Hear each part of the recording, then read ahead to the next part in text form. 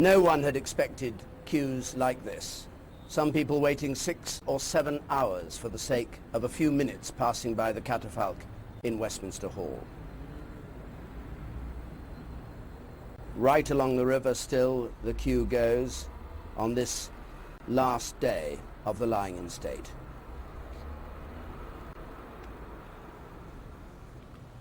What brings them here? Not just the elderly, but the young, many with their children, some carrying babes in arms. The mood is quiet and reflective. For some whose memories go back to the war, perhaps it's a chance to say thank you. For others, maybe a moment to share in the nation's history. Few who've witnessed this sight could fail to find it profoundly moving. Good afternoon from Westminster. At 6 o'clock this evening, Her Majesty the Queen will speak from Windsor Castle about her mother's death and about the public's reaction to it, and we will, of course, bring you that broadcast. Now today, as I said, is the last day of the lying in state of Her Majesty Queen Elizabeth the Queen Mother, and once again it's been decided to keep Westminster Hall open all through the night until 6 o'clock in the morning.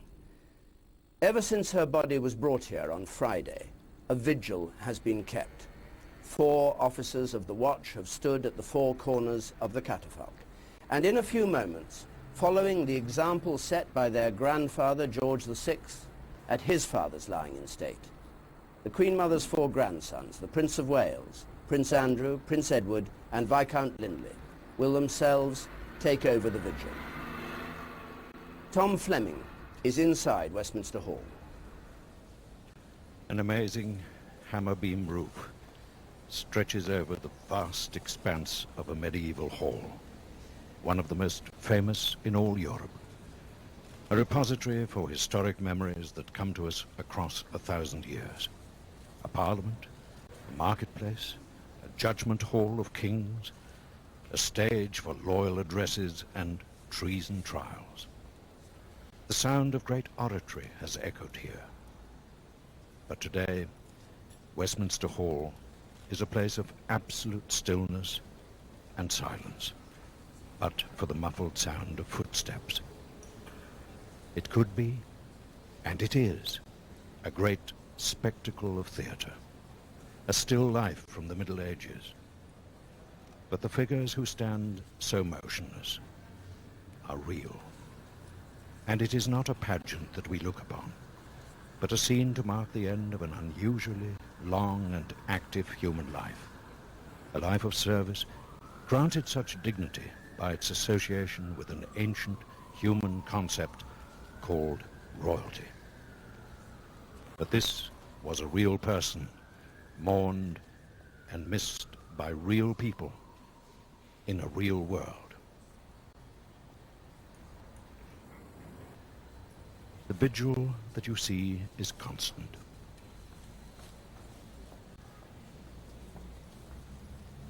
Only the solemn faces and sometimes the uniforms change.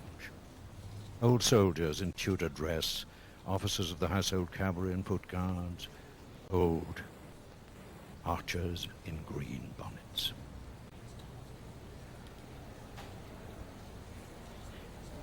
And the Queen's bodyguard in Scotland, the Royal Company of Archers, are now quietly replaced.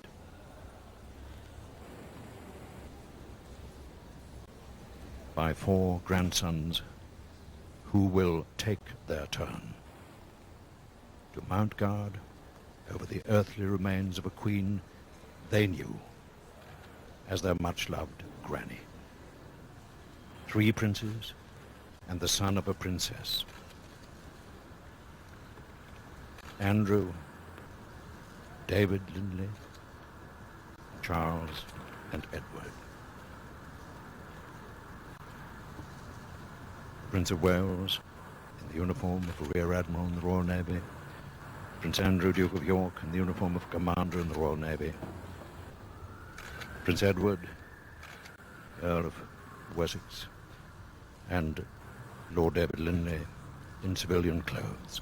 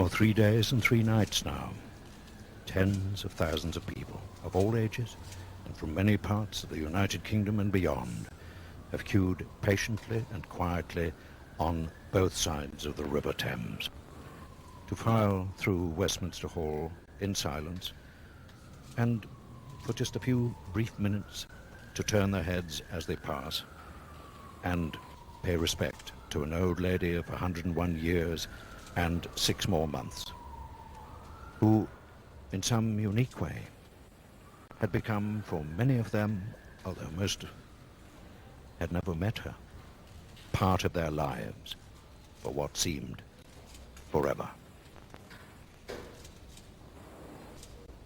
Princess Royal, Prince William and Prince Harry, Peter Phillips, Commodore Lawrence watched from above. An endless gallery of human faces, crowned heads of Europe, a London cabby on his way home at 3 in the morning, elderly East Enders remembering the days and nights of the Blitz, a mother pushing a pram, a couple who decided to fly across an ocean just to be here, a man kneeling to give his small children a lesson in history.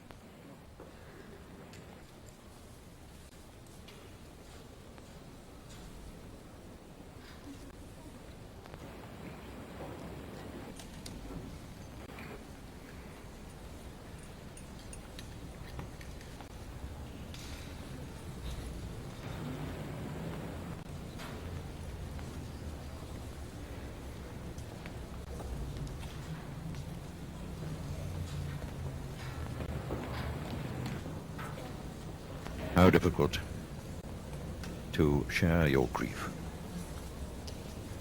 with the world at large.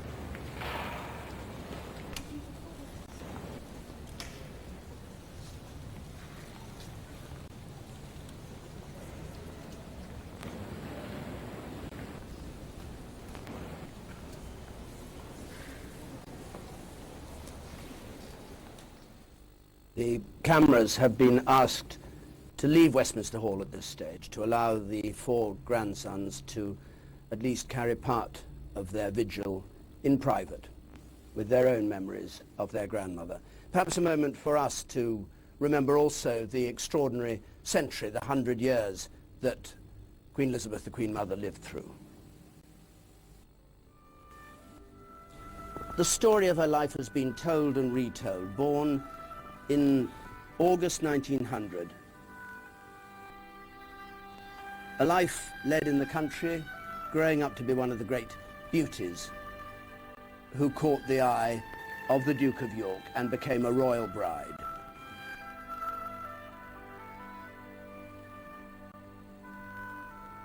She thought her life would be a fairly simple life of royal duty, but at the same time of privacy. She enjoyed it. But then the shock of the abdication of her brother-in-law Edward VIII, and she and her husband George VI thrust into a role they neither sought nor expected, as she was crowned in Westminster Abbey Queen and last Empress of India. To start with, it looked as though their 2 young daughters would be able to enjoy life as a family, be brought up as normally as the royal family could be. But the idyll came to an end. Britain was at war, and the King and Queen had different duties, touring the East End, in the Blitz, encouraging people, making them feel that victory was possible.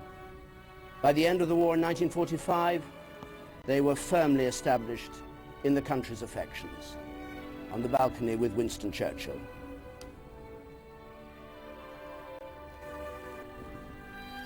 But then, so soon after, the blow of the King's death in 1952 at Sandringham.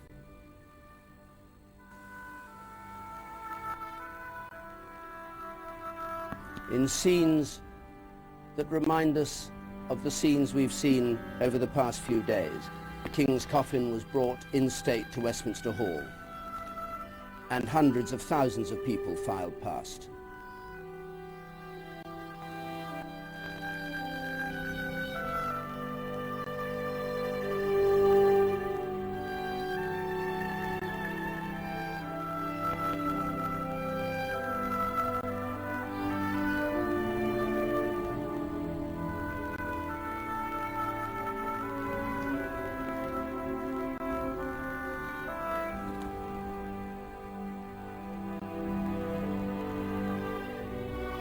It must have been with mixed emotions that she watched her own daughter's coronation.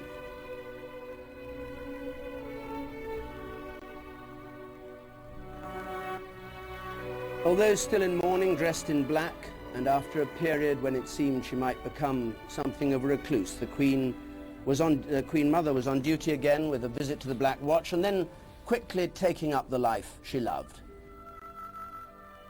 Devon Loch, failing to win the Grand National, but on the whole, the enthusiasm of the turf and enjoyment of that, and being at the heart of a growing family. And maybe one of her proudest memories, her 100th birthday, when she received a telegram from her own daughter.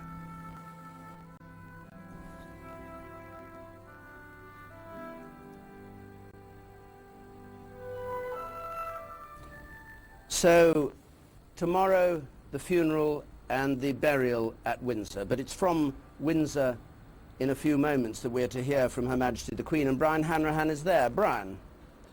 David, St George's Chapel here is where the public ceremony will end and the private service begins. It's a very low-key atmosphere, perhaps because there is not going to be any great ceremonial here. Very little is actually on view. We can look down the High Street. All you can see really down there are the crash barriers which are laid out along the route the coffin will follow for the last mile or so of its journey. We don't know how many people will turn out. We've been surprised before. It may be that people will have gone to London to see the big ceremonial. Maybe they'll come here for the informal goodbye which Windsor Castle represents to them. Inside the close today, there are people still wandering around, still able to lay their flowers in this speckled lawn. Lots of messages down there. I was walking around just a couple of minutes ago. It's a very gentle atmosphere in the light April sunshine. There are some messages in people's hands. They're very informal. They say things as you'd find really in any funeral. They say goodbye, thank you for what you did, we will miss you, and some flags too from the different nations which are involved. St George's Chapel itself is still open. You can still come here and go in for another couple of hours if you want to. I stepped in there myself just a moment ago. People have condolences books set up in the entrance to the chapel. This huge building. It's called a chapel, but it's more like a cathedral. And something like 17,000 people have been here over the last 9 days, putting their thoughts down on paper, pausing for a moment. It's not rushed. It's the most relaxed atmosphere. The chapel the coffin will arrive in the afternoon, but the service won't be for several hours afterwards. Brian, thank you very much indeed. And the funeral, of course, starts not at Windsor, but here in London at Westminster Abbey behind me here. And tomorrow morning we will be here to watch the very short procession that goes from Westminster Hall round Parliament Square, led by drums and pipers to the west door of Westminster Abbey. A small procession, but one of great solemnity. We're back now in Westminster Hall, and there we rejoin Tom Fleming. When the nation mourned 50 years ago, and 400,000 queued through the night to show their respect for a quiet and good king who had personified the code of duty and service, could anyone have guessed that 50 years would pass before his queen consort received the same honor in this same place? Could anyone have guessed that 50 years on, the crowds would still come in their tens of thousands, would still wait through the chill nights. They come to honor not only the legendary wartime queen, who said once of those who fought and died, they risked everything and asked for nothing in return. Then she added, perhaps we risk too little and demand too much. They have come, as these royal princes have, these grandsons, to honor someone who has gone on to live another 50 years of vibrant life and active service, bringing great happiness to many people all over the world. And throughout most of the lives of those who move so slowly, so quietly, so reverently past the cattle-folk, she's always been there, and now she will leave an unfillable gap, as those we love and lose always do. A huge gap in one particular family, represented by these flowers and the grandsons who stand so still, so motionless now.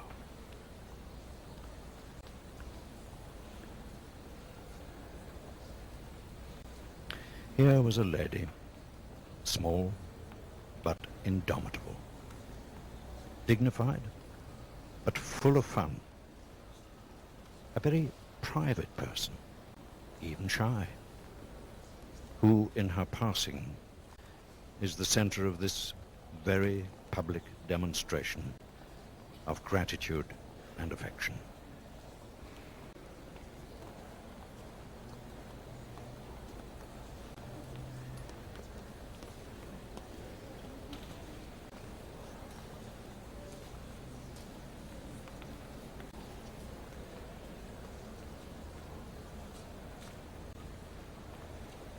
I hope their memories will be joyful.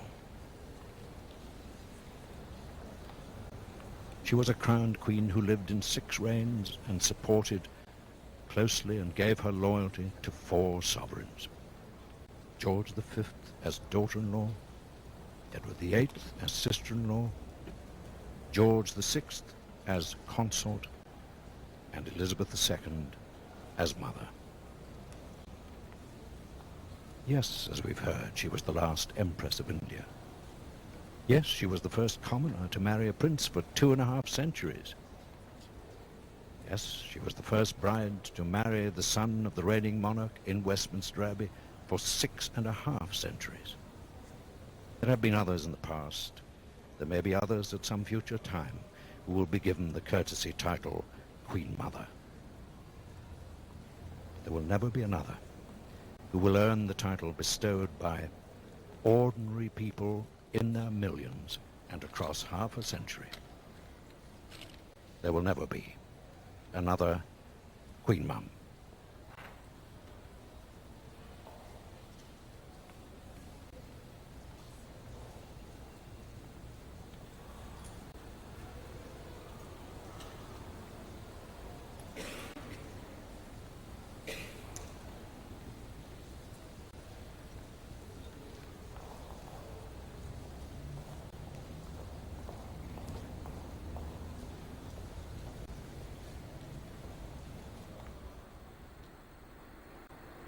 And as the Queen Mother's 4 grandsons finish their watch at the lying-in state, Her Majesty the Queen now speaks from Windsor Castle.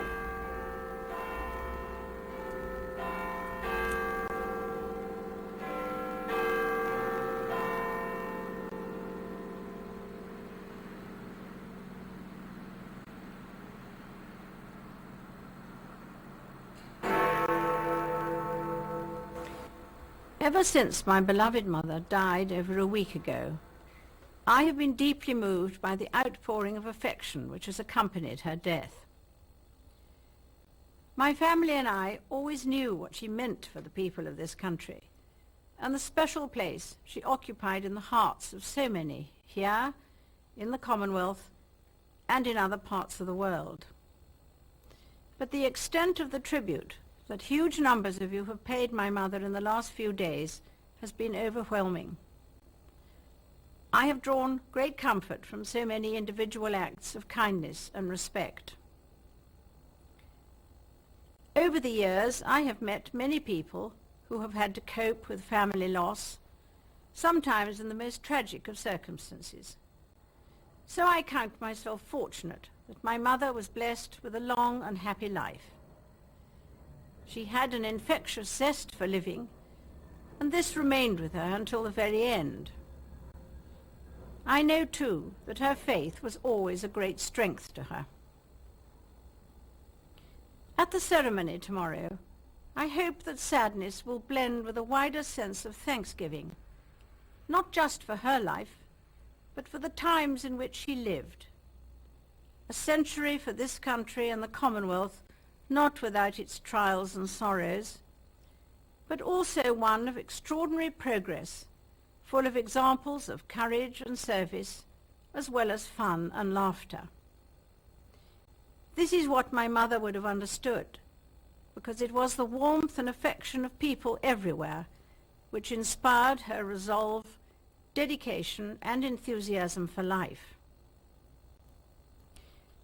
I thank you for the support you are giving me and my family as we come to terms with her death and the void she has left in our midst. I thank you also from my heart for the love you gave her during her life and the honor you now give her in death. May God bless you all.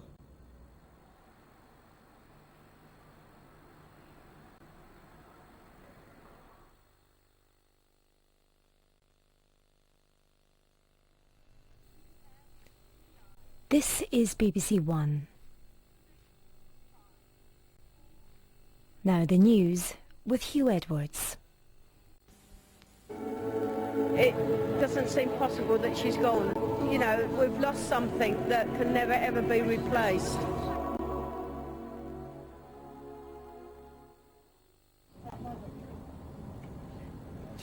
Weather next. Carol Kirkwood has all the details of what's going to be happening in the skies. Thank you, Jeremy. At the moment you can probably hear a helicopter in the skies not too far away, and the flag at half-mast on the roof here clanking away as well. It's quite a cold start to the day in London. It's breezy as well, and there's a fair amount of cloud around, but it's not like this everywhere. If we take a look at Cardiff, well, there's some lovely blue skies here, some nice sunshine coming through. But in Leeds, well, here we're looking at more in the way of cloud, quite a good blanket of cloud as well. Now, back in London, as I mentioned, it's cloudy, it's chilly. We're not alone either. Through many parts of the country this morning, there is a fair amount of cloud around. Looking at the satellite picture, you can see exactly where it is. Coming in from the North Sea, some patches too around London. But there's some clearings around about the southwest of England and also Wales, and from Aberdeen up towards Wick. So this morning then, we'll continue with this cloud for a while. Some of it could take a while to clear from the North Sea, for example. But there'll also be some dry, bright and some sunny spells coming through. This afternoon, the risk of a shower, perhaps just in the far southeastern corner of England. But all the time, the clouds going to be thickening up through Northern Ireland and also western and northern parts of Scotland, and here eventually we'll see some rain arrive. Now, temperatures today around about 12 degrees Celsius in Belfast and Edinburgh and London, but in Cardiff we're looking at a high of around 14 degrees Celsius. Tonight, another cold one inland. Again, not really any problems with frost, but we will see some mist patches around. But where we've got the thicker cloud, again through Northern Ireland and parts of Scotland, temperatures will hold their own at between 7 and 8. So tomorrow, again, the mist should clear quite readily. Then from many parts of the country, we'll see some sunny spells coming through away from the northwest, where once again, we'll have patchy rain and drizzle. That's it from me. Back to Sophie and Jeremy. Carol, thank you very much. Now let's get the latest from the BBC's newsrooms across the UK. Thank you. Thousands of people have already made the journey to central London ahead of the Queen Mother's funeral this morning. Many spent the night on the streets in near freezing temperatures to secure the best view. 3,000 officers will police the procession in a huge operation by the Met to protect the royal family. Those who spent the night in the cold say spirits have been good. It's a strange situation. Although you're sorry that she's died, it's also a celebration.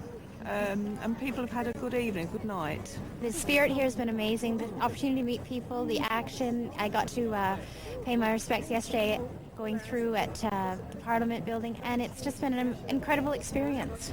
Travel News now, here's Kate. Thanks, Mikey. Good morning. Well, as you know, over 60 roads closed in and around Westminster for the funeral procession. As you can see, all the roads within this boundary closed off, so expect delays around the outskirts. Looking at the cameras, this is Broad Sanctuary. You can see lots of crowds building up on the sides of the roads. And public transport, Connect South Eastern trains Charing Cross to all destinations are delayed by 20 minutes. And Thameslink trains between King's Cross, Thameslink and St Albans are being disrupted due to a broken down train. South West trains as well heading out of London Waterloo towards Windsor and Eton Riverside have put on extra trains for the extra passengers. Back to Mike. And the weather. Today will be cloudier than recent days, but there could be some sunny spells. Winds will be lighter than yesterday. The top temperature 12 degrees Celsius. Our next bulletin is just after 2 o'clock this afternoon on BBC One.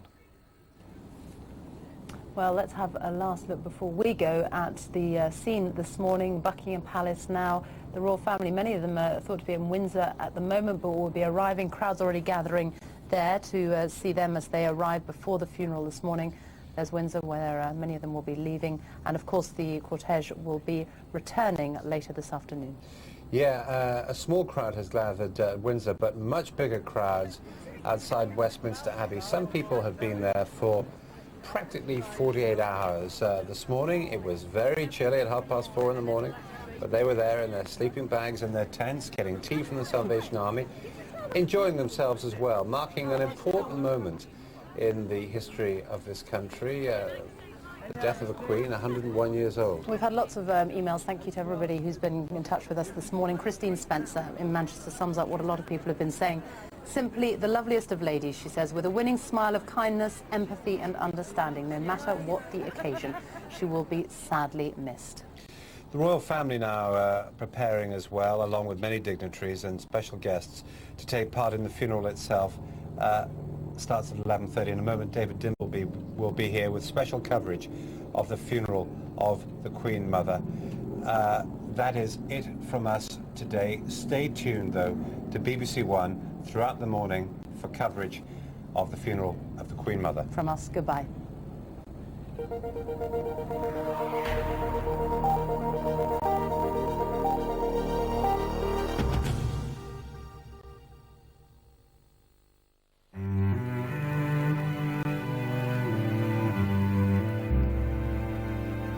This is BBC One. So now, live coverage of Her Majesty Queen Elizabeth, the Queen Mother's funeral service at Westminster Abbey and her final journey back to Windsor Castle.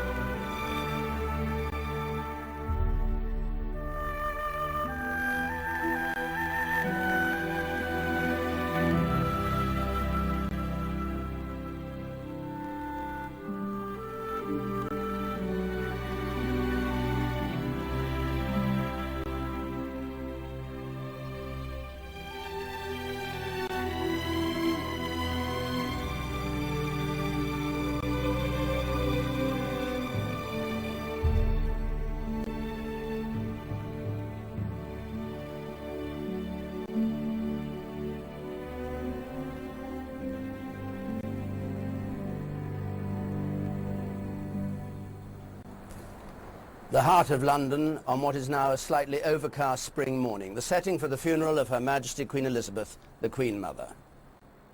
Good morning from Westminster. Behind me, the Palace of Westminster, Big Ben, Westminster Hall, and then the great mass of Westminster Abbey. The Queen Mother's coffin will be borne in procession from the hall, where she's been lying in state, to the Abbey. The last 9 days of almost perfect weather, with only an occasional cool east wind, have given thousands of people of all ages a chance to share in the mourning for the Queen Mother. Westminster Hall, where on Friday the body was brought on a gun carriage in a magnificent procession which those who saw it will never forget. This morning the hall is deserted, apart from the vigil which still keeps watch over her body as it has day and night since she was first placed on the catafalque. Since then, just over 200,000 people have filed past to pay their last respects. Now later this morning, the same bearer party of the Irish Guards who carried her into Westminster Hall will take the coffin for its final journey. And as before, she's going to be escorted by the close members of her family and by the service officers acting as pallbearers. A smaller procession, but an impressive one, led by the massed pipes and drums, playing My Home and The Mist-Covered Mountain, favourite tunes of George VI. It's only a very short walk from here around the side of Parliament Square, past St Margaret's Church, dwarfed by the huge bulk of the Abbey, to the great west door of the Abbey itself.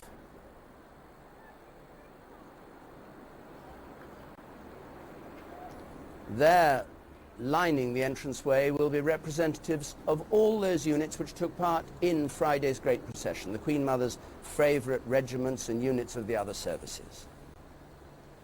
Tom Fleming is inside the Abbey. This beautiful and ancient Abbey church is the focal point of today's final public celebration of and thanksgiving for the long life of Queen Elizabeth, the Queen Mother. Her funeral service will be rich in words and music, in pageantry and grandeur, the whole act of worship planned over many years with her approval. But this was a very special place for Queen Elizabeth. She said more than once that the day of her crowning as Queen Consort of King George VI on May the 12th, 1937, was the most important day of her life.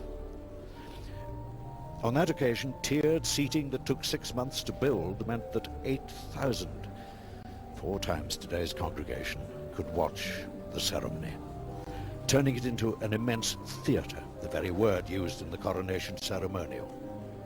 Today's will be an infinitely simpler setting in every way, for a funeral service that will contain great moments of beauty, the soaring voices of boy choristers and the children of the Chapel Royal, the rumble of a mighty organ, and poignant moments too, with bugles and trumpeters. And then that simple oak coffin with its now familiar personal standard over it and the distinctive platinum crown surmounting it will be borne into the Abbey, placed upon this catafalque, and rest for 1 hour for the last time before its journey through the streets of London to Windsor.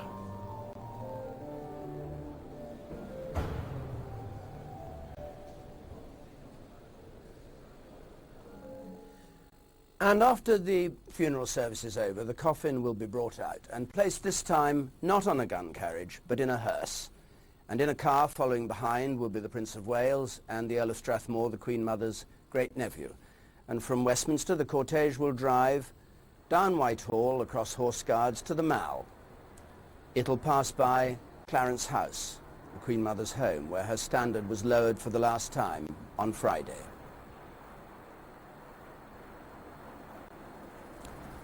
It will go past Buckingham Palace and up Constitution Hill with Green Park on the right and Buckingham Palace Gardens on the left to Hyde Park Corner, the old entrance to London, under the Wellington Arch, through into Hyde Park, along Kensington Gardens, out through West London, along the Great West Road, and ending in Windsor. Brian Hanrahan is there. And there'll be no ceremonial in Windsor, just a simple procession up through the streets of the town and into the castle. And at the moment Windsor is quiet, really exceptionally quiet. There's hardly anybody about. I think people are preparing to watch on television rather than come out into the streets at the moment. There are a few hardy souls who've been gathering outside the castle. Just on the right there you can see Mary Pennegar and Derek Turpin. They came up from Brighton last night expecting to have to queue up to get a place, and were really rather surprised to find themselves on their own. But since this morning others have been trickling in and bringing with them. You can see they've put some flags there. There's also a wreath of red roses which has been hung up there, 101 red roses, and it makes, you can see the pattern, 101, little tribute to the Queen Mother. And down at the bottom of the hill, the statue of Queen Victoria overnight has suddenly found itself garlanded with flowers, and down at the bottom there a little photograph of the Queen Mother. A few well-wishers have put their own personal tribute. But in general, you can see, if you look around the streets here, that they are empty. I think a lot of people will watch on television, then come out into the streets afterwards to get some personal contact after they've watched the state occasion. The shops, the offices, even the local banks, they're all planning to close today, so it's even quieter than normal. Their staff will be able to watch, and then they're coming in to start work at 2 o'clock, so they can come in and they can see the cortege as it passes, or a little before 2 o'clock, so that will probably build up the crowds then. But this has been a funeral that surprised us all as it goes along, so we'll wait and see what happens here in Windsor. Eventually the cortege will come round, turn into the castle, and the coffin will be taken into St George's Chapel, where later on today there'll be a private service attended only by the Queen and other members of the royal family, and indeed her Scottish family too. But that'll be private. All we will see will be the last procession here through the streets of Windsor. I should perhaps just mention that at 11:30 there will be a fairly widely observed 2 minutes silence. That is, as the Queen Mother's coffin is inside the Abbey and just at the start of the service. Well, now, down here at Westminster, there are quite large crowds gathered. In a curious position, the police have kept clear the roadway leading out from Westminster Hall, so that they've put a barrier across the green grass there in the centre of Parliament Square, and there are a number of people who've been there waiting some time, and down among them is Fiona Bruce. Fiona. Yes, there are about 5,000 people here in Parliament Square. Some people have been camping out for the last 2 days. Some people with just a sleeping bag to protect them from the elements. And other people I was speaking to this morning have just been walking round and round all night just to try to keep warm. The long queue of people that we've seen over the last 4 days of people waiting to see the lying in state finally slowed to a trickle in the small hours. And the great north door of Westminster Hall finally closed at 6 o'clock this morning, and I was there to speak to the last people as they came through. You're the last people to come through the doors. We're the last people to see a piece of history, aren't we? And that's why we're sad, because we are seeing the end of a piece of history. And for me, I have to take this home with me and be able to tell people at home what I saw. That's why we had to be the last people.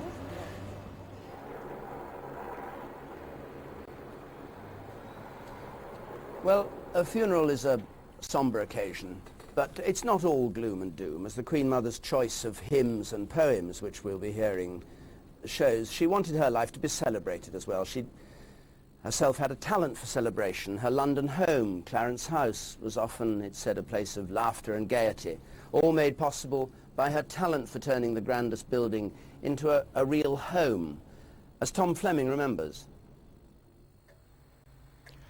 Clarence House was the Queen Mother's London home for almost 50 years. It's really not one house, it's 3 put together. But Queen Elizabeth made it into a gracious, comfortable home, filled with familiar knickknacks, priceless ornaments, ticking clocks.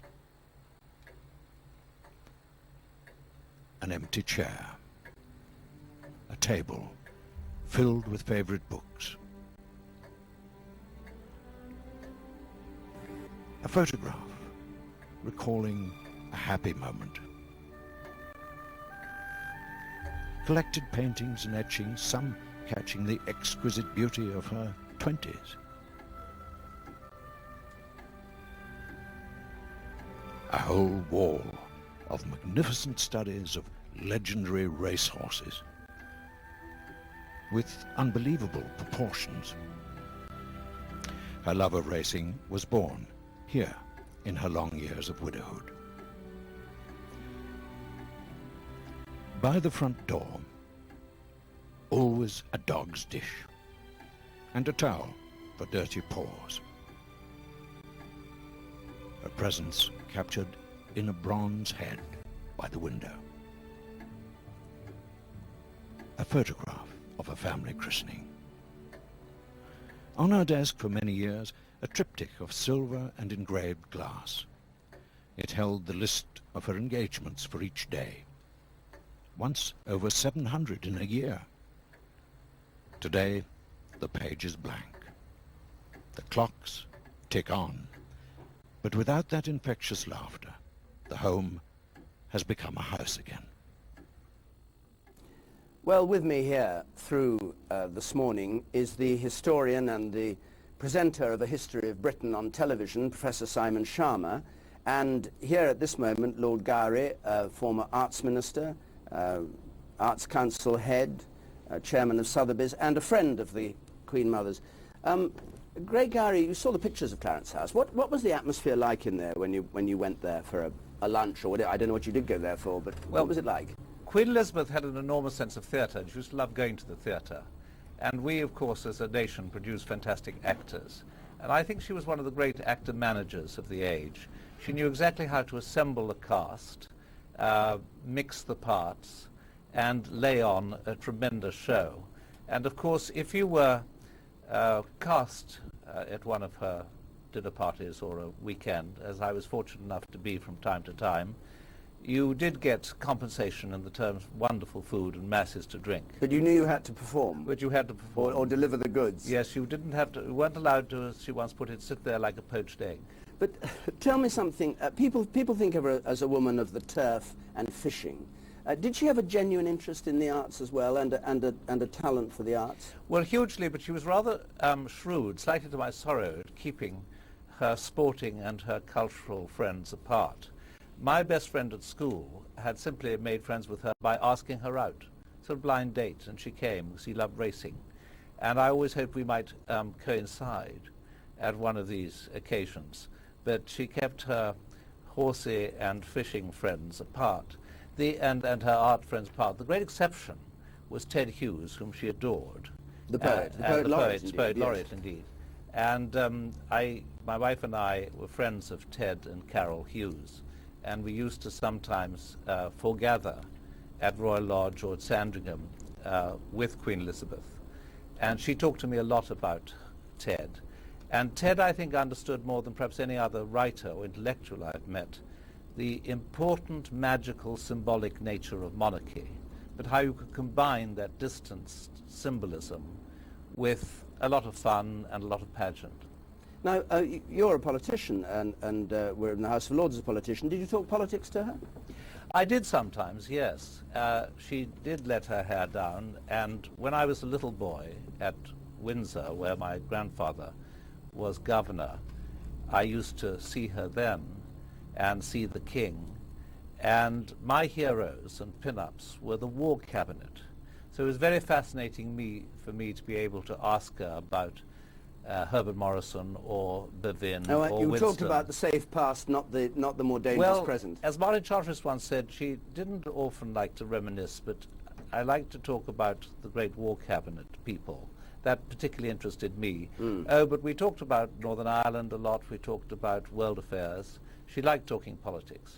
And did she express strong views, or did she listen? Very strong views. Which remained very private. Although they did leak out a bit, didn't they? I think people knew exactly what she thought about most things. I agreed with most of them. Perhaps that's damning. And she had an interesting view that she liked what she called the old Labour Party. There's a wonderful story of her saying, "I've just met a social democrat. I don't know what a socialist democrat is." Well, I can say tactfully, I never talked about the SDP to her. Yeah.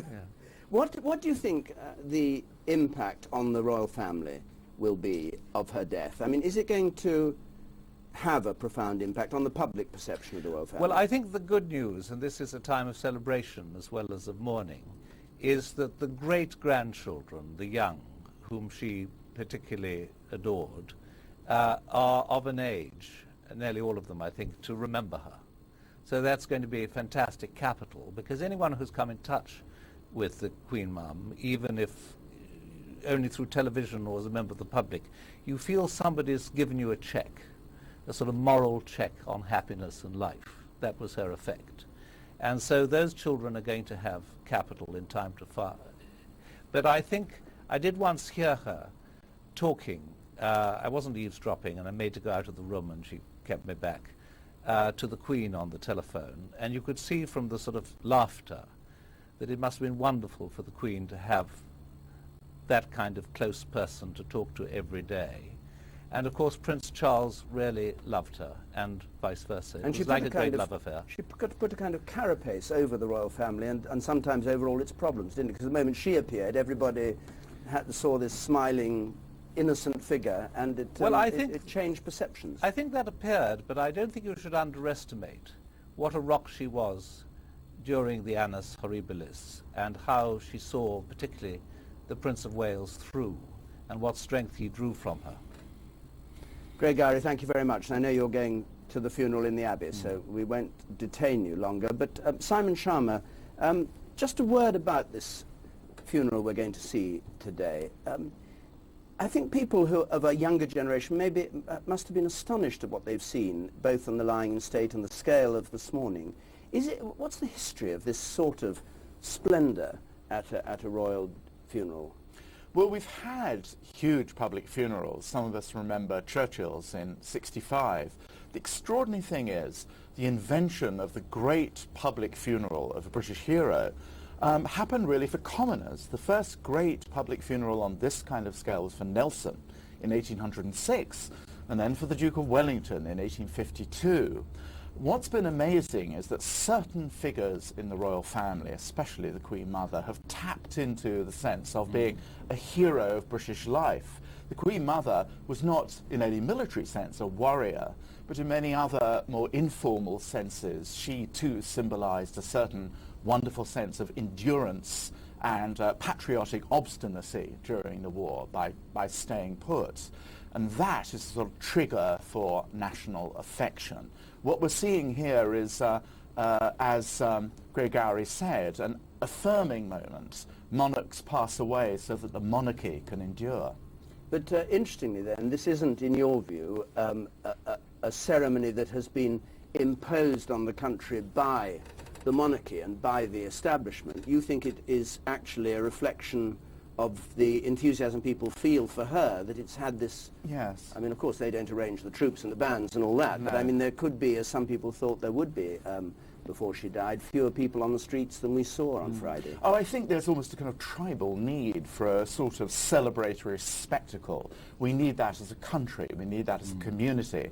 Her life is partly the story of what we have not been. We've not been a revolutionary dictatorship. We've not been a fascist dictatorship. We got through to a different parliamentary way. Her life was expressed the possibility that a monarchy could survive inside a democracy, that those two things, thought of as incompatible, could indeed come together. When she started her public life, most of the monarchies of Europe were absolutist, and most of them fell, as Winston Churchill said beautifully, a drizzle of monarchies falling through the air, was the way he put it during the First World War. We have a much friendlier, overcast day, not a drizzle. Good. Thank you. Thank you very much. And thank you, Graham. Well, let's have a look now at a bit of what's going to happen this morning. First of all, in Parliament Square, large numbers of people already in the square, some Union flags there, and the old Treasury building behind.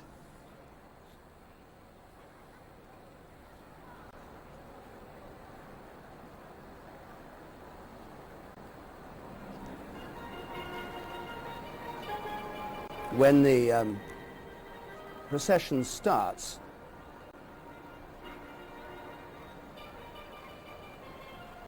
it will come into Parliament Square, and already It's only, well, it's not even 9:30 already. There are quite large crowds gathering here. And some hurdy-gurdy music I can hear. I don't know quite where that's coming from.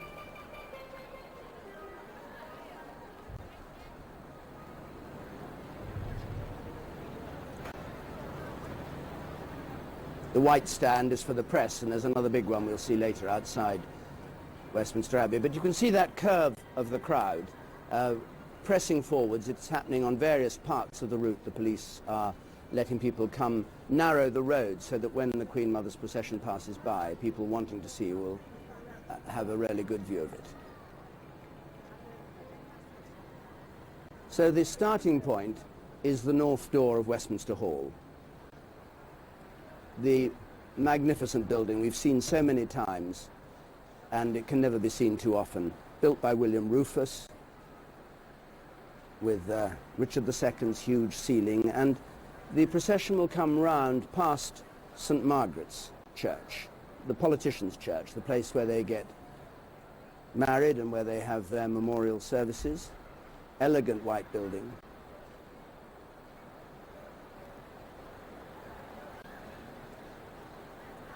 And then it will come slowly down, led by pipes and drums, the side of the Abbey.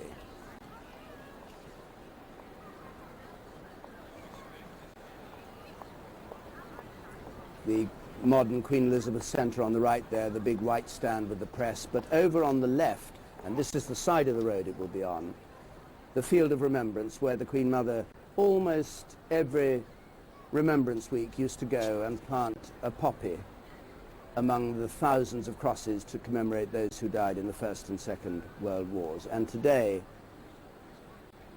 flowers laid in tribute to her.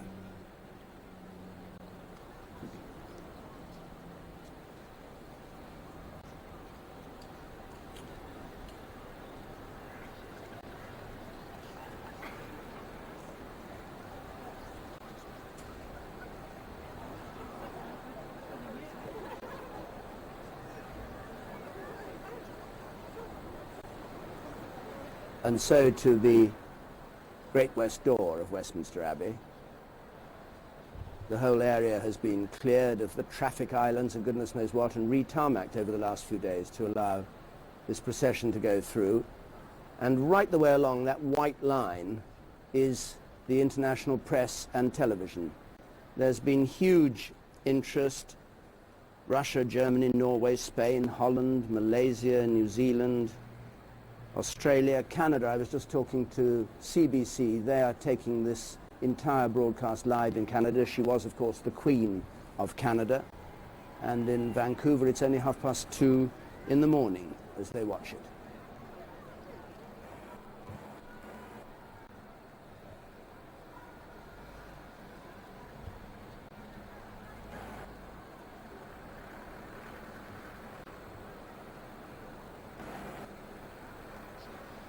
And so she'll come to the Great West Door. And the door there will be lined with the representatives of the people who took part in Friday's Great March. At the moment, just a cluster of people waiting to go in. The doors of the Abbey aren't open yet. They open at 9:45. So those are a few people. And we do know, though of course we shan't be able to see everybody who goes, we do know that the congregation today is going to be made up not just of the royal family and other royal families from across Europe and politicians and President of the United States' wife, Laura Bush, but also many people from her own private life, people who came from the countryside, who've come down from Caithness, people who represent the charities that she worked for, of which she was patron. Over 2,000 people there. Tom Fleming is inside the Abbey, and he's been talking to the Dean and to some of the other people who've been involved in the very complex arrangements for today's service.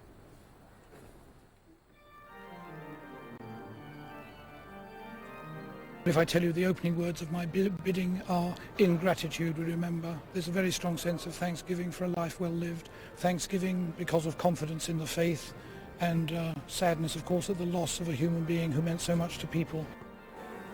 The service, of course, has gathered together over the years, and how far it goes back into her favourites I'm not at all sure now, but nevertheless it has both beautiful words and splendid music, which we know she would appreciate. From the moment we were told we had our team together, we've been working pretty steadily, of course, very much involving the television and radio rigging. It's a non-stop job and will go on right until the eve of the service. I mean, it's very much what we're all here for, and when we're called upon to do it, we are indeed proud to be so involved in such a way. Coordinating the work has been a round-the-clock challenge, with seating for a congregation of more than 2,000 required, as well as the many flower arrangements. Brenda Kopas and Janet Sarshay of the National Association of Flower Arrangement Societies, Janet's just come out of retirement for this occasion, have headed the team of ladies responsible for the preparation of the floral displays. Well, we were asked to do pastel colours, the flowers in pastel colours, and so Janet and I went to the wholesale market on Wednesday morning and looked around to see flowers that we thought fitted the pastel theme, and also which made us think perhaps of the Queen Mother and flowers that she might like. And you did have a brief, Janet, didn't you, of the type of flowers she liked?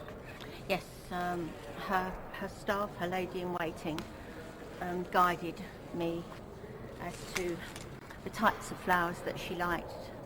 She adored roses and sweet-smelling flowers, which is why we've tried to choose flowers with a lovely perfume. We chose the lilac, hyacinths, which are still in bloom in the gardens just about at the moment, the summer flowers of the delphiniums, and the eustoma, which we chose because we thought that was a bit like some of the lovely, lovely hats that she used to wear. And of course the colour, the pastel colours. We also had stocks too. Oh, we've got stocks yes. which are going to come in, and freesia, which are being used down in the Paschal candle. Members of the Westminster Abbey Choir School, brought back early from their Easter break, have been joined by children of the Chapel Royal to take part in today's service. It's the task of James O'Donnell, organist and master of the choristers, to ensure that all the members of the choir are fully prepared. The great thing about being a chorister, a boy chorister, in a choral foundation like this, is the opportunity to work with adult musicians every day. And it means that the director of music, the conductor, has to speak to the boys and to the men in the same room in the same way. And I think that's a very unusual thing for children to have to do, particularly when a daily performance of music is involved. There are a great many preparations to do for everybody for an occasion such as this, not just the choir musically, but of course the organists who are playing as well. For example, Simon Bell, the assistant organist at the Abbey, is playing some of the pieces before the funeral. And he will, like his colleague Andrew Reid, who's playing for the service itself, be spending quite a lot of time just verifying that everything is as it should be and putting the finishing touches to his practice. It's a very significant occasion, I think, in the national life. So it's a wonderful privilege to be involved in that, and a responsibility for all of us. And since I'm overall responsible for the music, I feel that fairly strongly.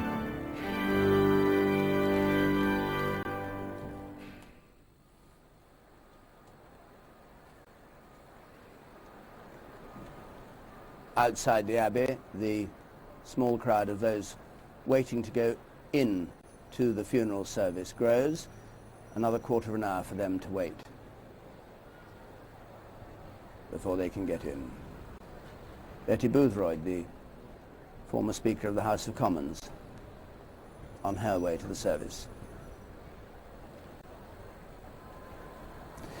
So perhaps we should now have a look at what happens after the funeral in the Abbey is over. The coffin is not put onto a gun carriage, but is put into a hearse and is driven from here, the centre of London, to one of her favourite homes, Windsor Castle, where she'll be buried alongside her husband George VI. It, first of all, retraces the steps that were taken by the procession from Westminster Hall. It comes down to this bottom corner of Parliament Square, the entrance to Westminster Bridge blocked off by that crowd now, and Whitehall halved in size by the crowd being allowed to come forward across the road. This is a much changed area of London. Until the great fire that burnt the Whitehall Palace in 1698, this was the principal palace of London. Now only the banqueting house stands, built by Inigo Jones, the place where Charles I was executed, which is just up there on the right. Midway up Whitehall, the empty tomb designed by Lutyens, the cenotaph, to commemorate the dead in the First World War and then the Second World War, where the Queen Mother came onto the balcony most years to watch the wreaths being laid. The barricades there will fill up, of course, later on, and the cortege will go past the rather gloomy entrance to Downing Street. There's gates put up, and number 10 down there on the right, the last house down. And so on up Whitehall,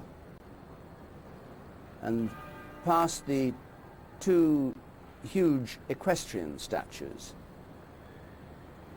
coming down towards us. The first one, Earl Haig, the second one behind the Duke of Cambridge, last member of the royal family to command the British Army. Earl Haig, who was Commander-in-Chief of the British forces in France in the First World War, Commander-in-Chief at the time of Somme and Ypres. And looking down over it all, the familiar figure of Horatio Lord Nelson, victor of the great Battle of Trafalgar in 1805. On his column in the centre of Trafalgar Square.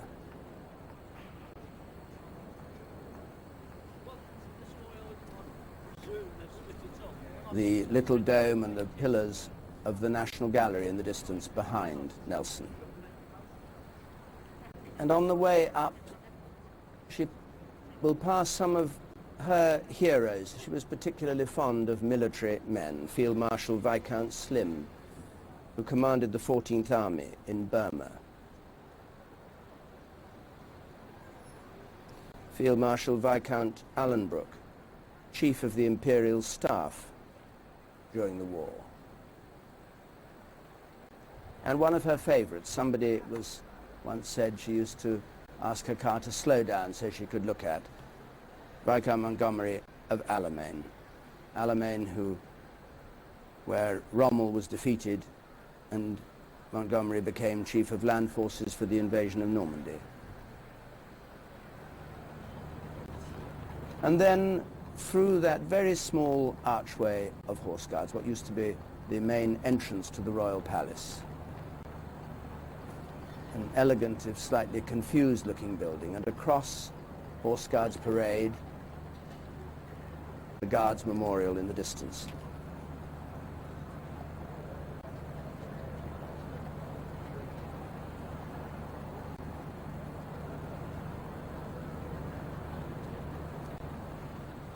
Along this ceremonial route round to the right, past the Citadel with the grass roof. You can just see there the grass roof to camouflage it in the Second World War. It was an extension of the Admiralty building and looks like some great concrete lump. It's now going to be restored as an important part of Britain's history. Beyond, Carlton House Terrace, built by John Nash, and the Mall, where the statue of George VI stands,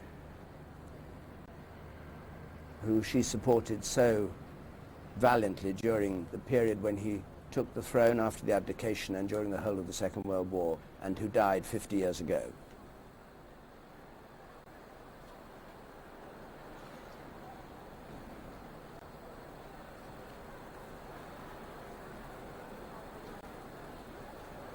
Down the Mall, past Marlborough House, built by Sir Christopher Wren, where Queen Mary lived, past Clarence House, of course, and down to Buckingham Palace, with the great gates round it, Australia Gate and South Africa Gate and Canada Gate.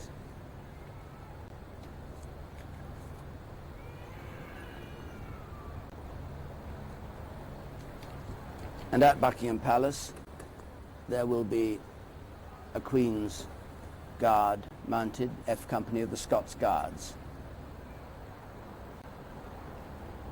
And then up Constitution Hill, the gardens of Buckingham Palace we're looking into over the high wall there.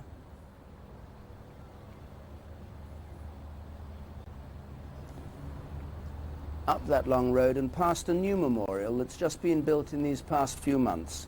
4 columns and a small dome building to commemorate the troops from India and the Caribbean and Bangladesh and Sri Lanka and Pakistan and Nepal and Africa who fought in the First and Second World Wars. Through that gateway to Hyde Park Corner and the Wellington Arch. And the statue, the Angel of Peace descending on the Chariot of War, Quadriga. Used to have a statue of the Duke of Wellington there, which was so huge people thought it risible, and it was moved away to Aldershot when that archway was itself moved from its original position. And a curious little bit of history here. This is Apsley House, given to the Duke of Wellington. The big building behind is now a hotel, but it stands on the site of 145 Piccadilly, which was the Queen Mother's London home. The whole route up here, it was bombed in 1940, was large houses like Apsley House leading up Piccadilly.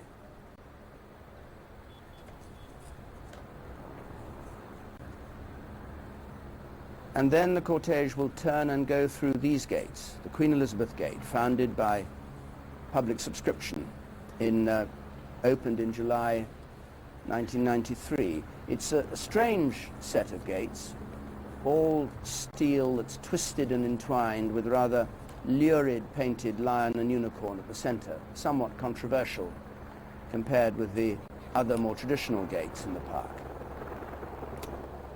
Through her gates, then, into Hyde Park. And a splendid view of the whole of this part of London, some of the grandest houses. And along this brown path, you can see, which is South Carriage Drive, past the memorial to the 4 members of the Blues and Royals killed by the IRA in 1982, past the French Embassy. She was a great traveller to France. The Serpentine, the little riding school there, the oval shape, where the Household Cavalry exercised. And on down through Colebrookdale Gate, the entrance to Kensington Gardens.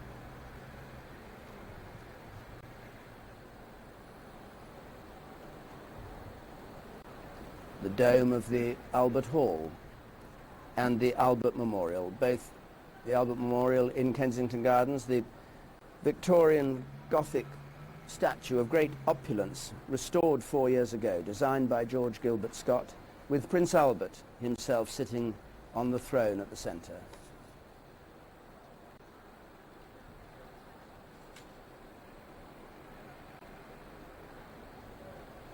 And so from there, down through Kensington and out onto the Cromwell Road and along the Great West Road and past London Airport, a dreary route at the best of times, and to this chapel, St. George's Chapel, sheltering under the tower of Windsor Castle.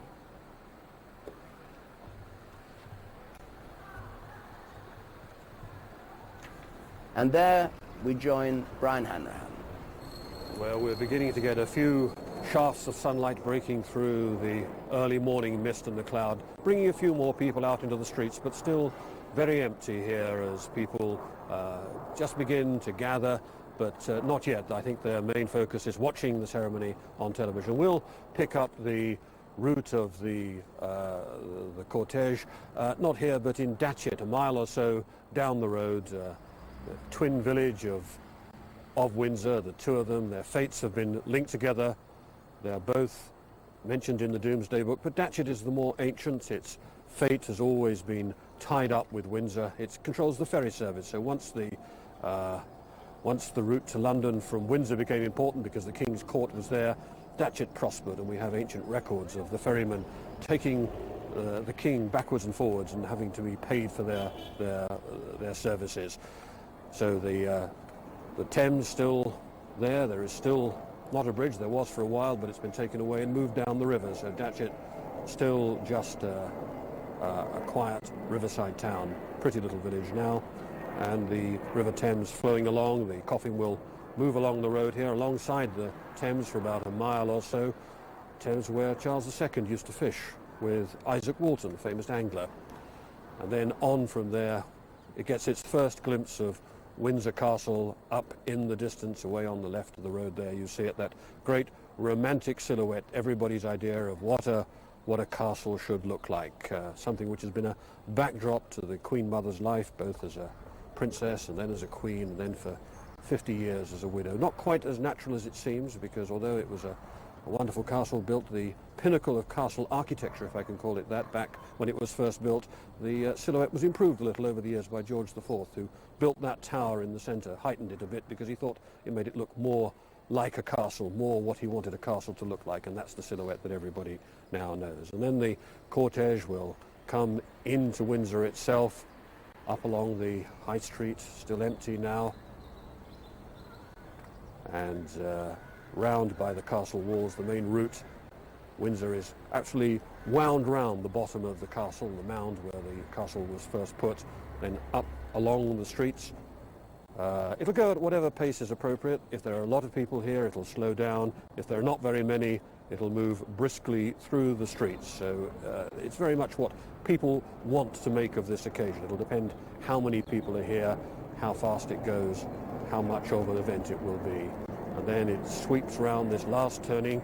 Down at the bottom there, there's the statue of Queen Victoria, the site of what was the Market Cross, the place where kings throughout the ages have been proclaimed. Now Queen Victoria stands looking out across it. The first Empress of India she was, and now the Queen Mother will pass her by, the last Empress of India, going to her grave. And it'll move finally through this magnificent gatehouse built by Henry VIII. The Henry VIII gatehouse still has holes at the top for pouring boiling oil out. So the castle was a working castle, and that will be the last we see as it comes through that gate and into the lower cloister where St. George's Chapel stands, this huge, almost private cathedral which is hidden away inside the castle, and in there'll be a private ceremony later in the day just for the royal family. No attention, no public attention whatsoever. A route studied with history, but also one that was part of her daily routine. This was the way that she always used to come back from London to home at Windsor.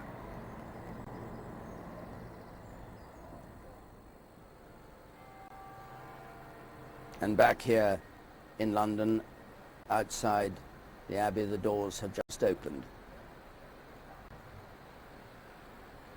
And the first members of the congregation are arriving. The more senior and the minor royals, of course, will travel in big processions up. There is Lord Rix, Brian Rix, of the charity Mencap, Nigel Mansell, a racing driver.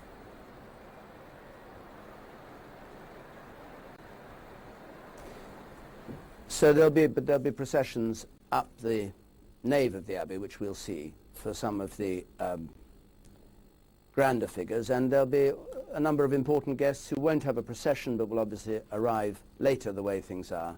The ones arriving now perhaps are from those charities and from those other organizations going in. I don't know whether everybody has a seat placed for them, but they're very efficient the way they do it. Inside Westminster Hall, in the meantime, still empty. The Irish Guards mounting the last vigil.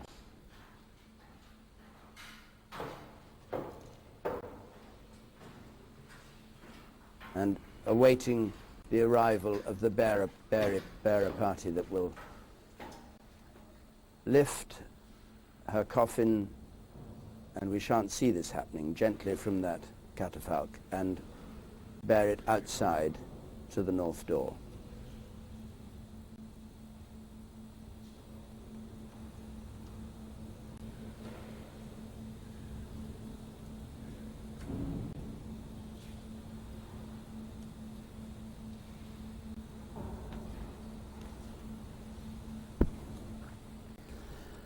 For many of the visitors who've passed through Westminster Hall, the sight of that catafalque will have brought back memories of the last century, perhaps memories of the Second World War. A few, of course, will have remembered the First. But the Queen Mother saw it all, 100 years of constant, surprising change.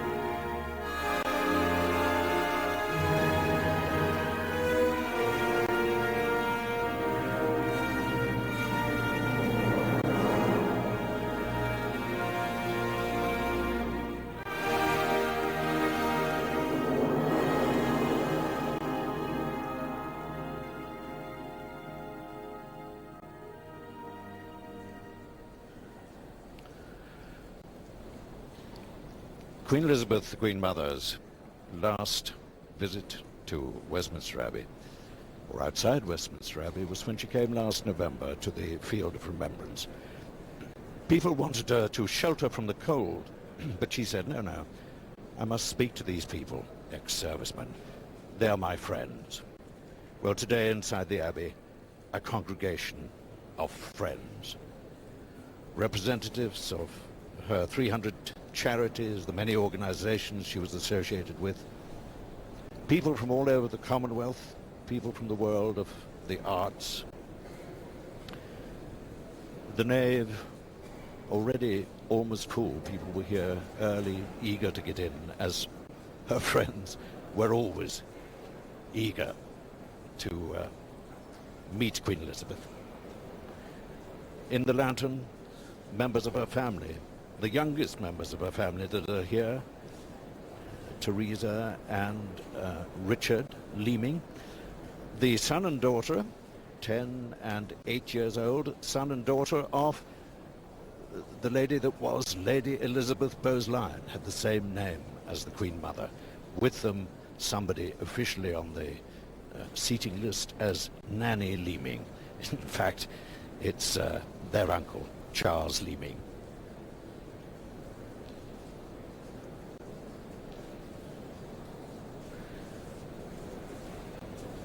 And had I a race reader here, I would say that that was Sir Peter O'Sullivan of the Dulcet Tones, now in his 80s. Great favourite and friend of the Queen Mother.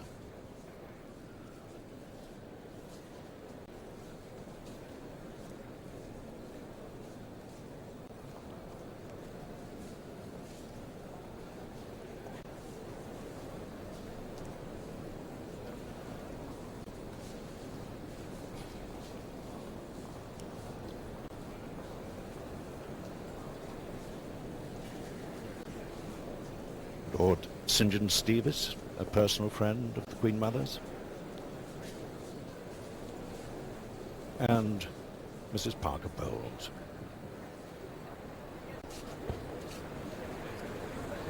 All close friends of the Queen Mother.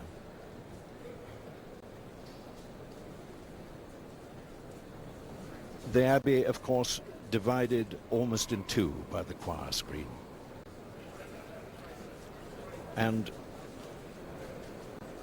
in the choir, behind the choristers, there will be politicians, Commonwealth Prime Ministers, representatives of both Houses of Parliament.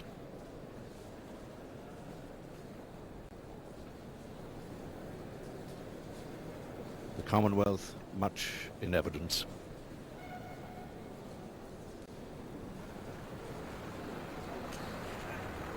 The Duke and Duchess of Devonshire. And the minute bell rings from the northwest tower of Westminster Abbey. 101 times it will be tolling.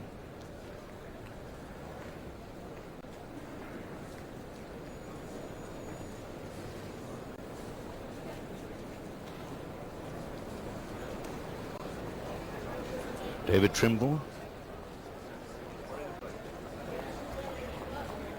There will be a special prayer said this morning for the peace of the world at the Queen's request.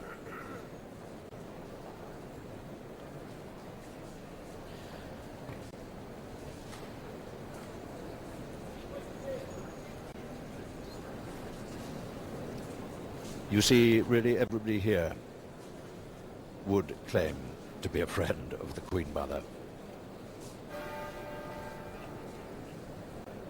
Lord Gowrie, also a close friend of the Queen Mother's. I think everybody here would claim that they were close personal friends. She had that great gift of making anyone she smiled at or talked to feel that they were probably the only person in the world that she had just been longing to meet.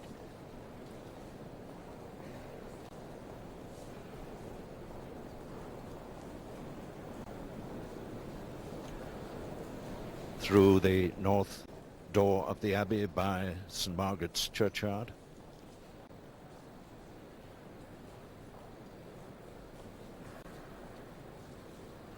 More politicians.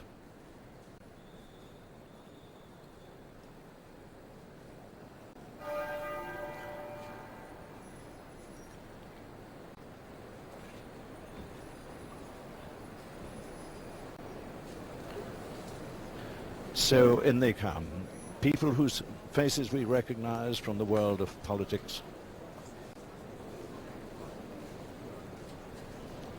Lord Soames.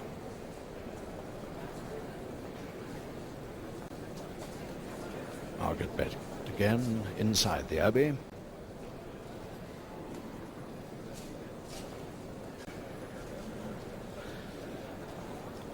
But important guests here today, as well as High Commissioners and ambassadors, and the Queen Mother loved Africa from her first visit there and her first year of marriage. Other important visitors here, or guests here, are her own household and, of course, her personal staff.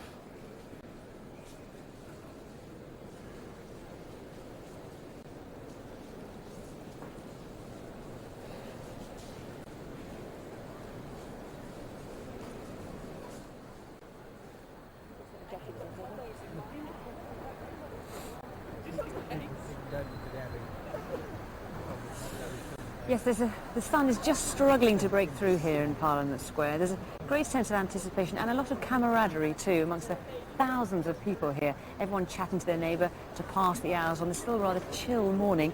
You've got this splendid Union Jack flag here. This was your father's? Yes, it was my dad's, yeah. He'd love to be here today. He would have loved it. And you've been here since what time? We left at 2:45 this morning, so we got here about 5 o'clock. Yeah, but a bit cold, but we're warming up worth a little it. bit. Yeah, we're warming up a little bit now. It's worth it. Yeah. Now, a lot of people thought it might be just the older generations coming. You're just 16. It was important to you to come today, wasn't it? Yeah, it's like times like this that everyone comes together and makes you proud to be British. And I mean, no one in the world would have done this other than Great Britain. And everyone's come together to admire such a great woman. Now, when I was talking to you earlier on, you were saying you've been walking around most of the night, haven't you? That's right, trying to keep warm. Are you succeeding? Not really. It's a bit bitter this morning. And the Queen Mother meant a lot to you, didn't she? She did an awful lot. She'd done an awful lot for the country, and I think she deserves a good send-off. And you think we're going to be giving that to her this morning? I think so, definitely. Thank you very much indeed, David. Well, I've been joined here now, along with Simon Sharma, by Lady Pamela Hicks, the youngest daughter of Lord Mountbatten, a cousin of the Queen, her bridesmaid indeed, at her wedding. Lady Pamela, what is your memory of the character of the Queen Mother? I suppose particularly that she was so brave and amazingly determined, needle-sharp memory, wonderful sense of humour, and you just felt much better for having seen her. As everybody says, that wonderful gift of making you feel special. But something that really struck me tremendously was when my husband died. She wrote me a letter in which she said, I know exactly how you're feeling. You feel there's a wall in front of you, a wall of desolation. And I suddenly thought, she went through that wall of desolation when the king died, and she fought her way through, and she lived for another 50 years, keeping everybody's spirits up. What do you think was the secret of that kind of determination and courage? Of course, she wasn't born into the royal family. She was a Scottish aristocrat, and maybe I think that's have what their is the own answer. character. Absolutely. I think it was Robert the Bruce all over again. Yes. And people always say that she was on the ball, on top of things, right into her 101st year. Was she not interested in the past? Did she cut the past off? Was the past perhaps an unhappy memory in some ways for her? I think she just didn't have much time for the past. She was so busy with the present and the future. But she really was interested in people, in what was happening. It was the party spirit. It was, come on, let's get on with things. Where's the action? That sort of feeling. And with young people? Oh, yes. But I mean, absolutely. She let us take one of my younger granddaughters to the birthday parade last year, made her sit absolutely at her feet so she could see. And afterwards, my son-in-law rather nervously said, I hope that Madison wasn't cheeky. She said, well, not that I could hear. Well, I know you've got to get into the Abbey for the funeral, so I won't detain you longer, but thank you very much for coming in. The sun's coming out here, which is rather wonderful, and it's shining there, which will cheer everybody up, because it looked for a moment as though it was going to turn into one of those grey and drizzly London days, but instead the sun beaming down and, of course, shining through the windows of the Abbey.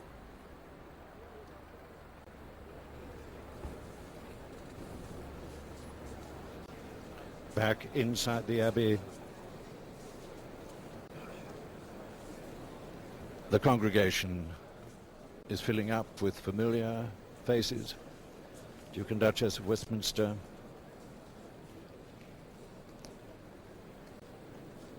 foreign royals have been coming in, and also some former prime ministers.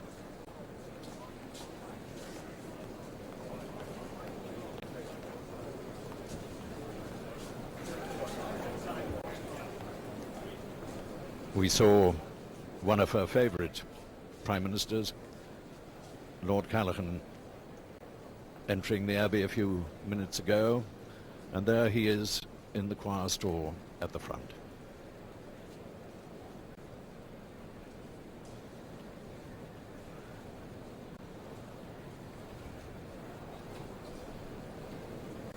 Lord Steele,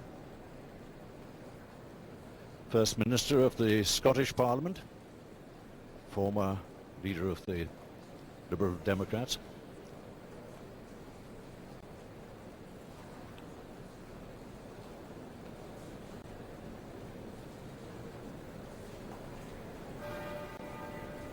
Still, the minute bells ring out.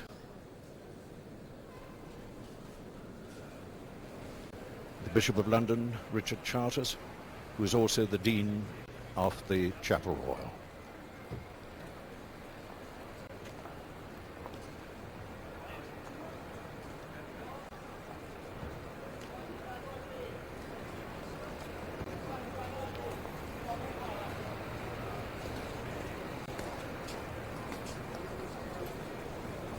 Old Labour and New Labour chatting in the choir. I'm sure he is recalling some of his personal memories of Queen Elizabeth, the Queen Mother. Everybody here today is telling their own favourite story.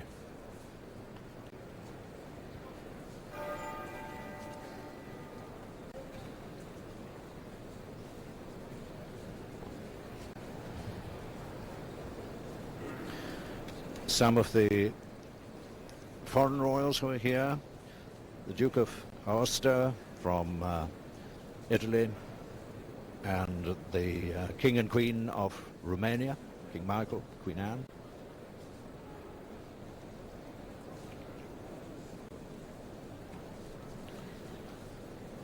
The Duke of Aosta just behind them. The Duke of Marlborough.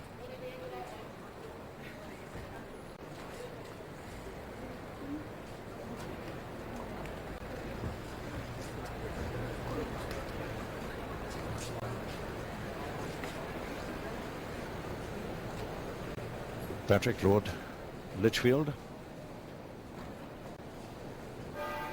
first friend of the royal family.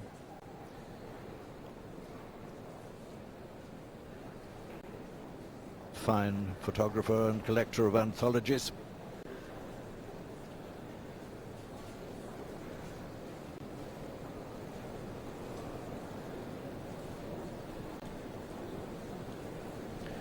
And there you see the wonderful sight in the Abbey, looking towards the choir, decorated with flowers, sweet-smelling spring flowers.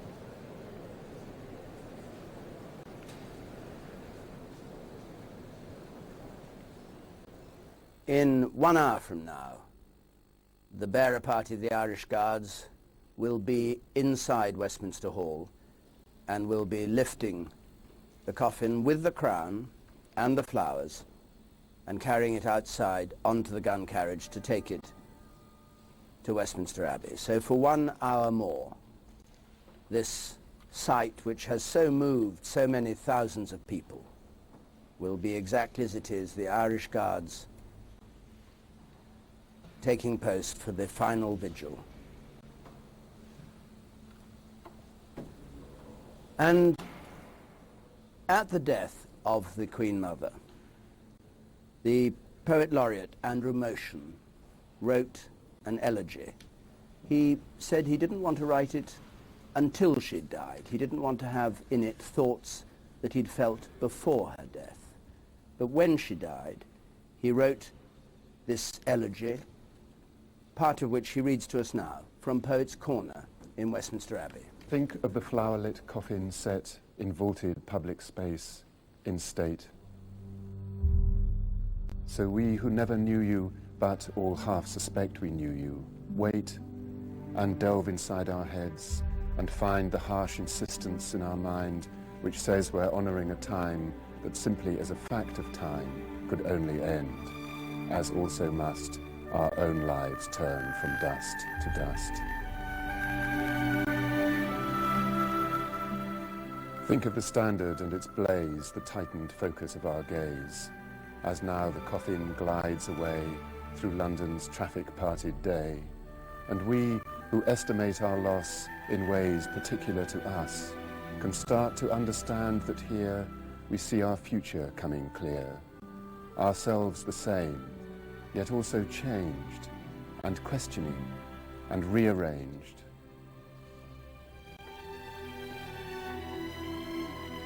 Think of the buried body laid inside its final earthly shade, in darkness like a solid cloud where weight and nothing coincide, in silence which will never break unless real angels really speak, while we who wait our turn live on, recalculating what has gone. Time-tested dignity and pride and finished work personified.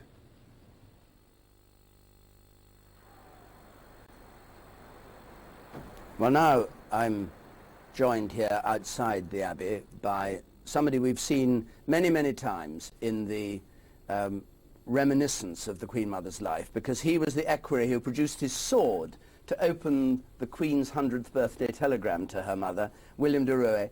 You're an Irish Guardsman. What you seem to show great sang-froid here. Did it just come to you? That's what you should do. It's become one of the most famous gestures that we've seen. Here we are.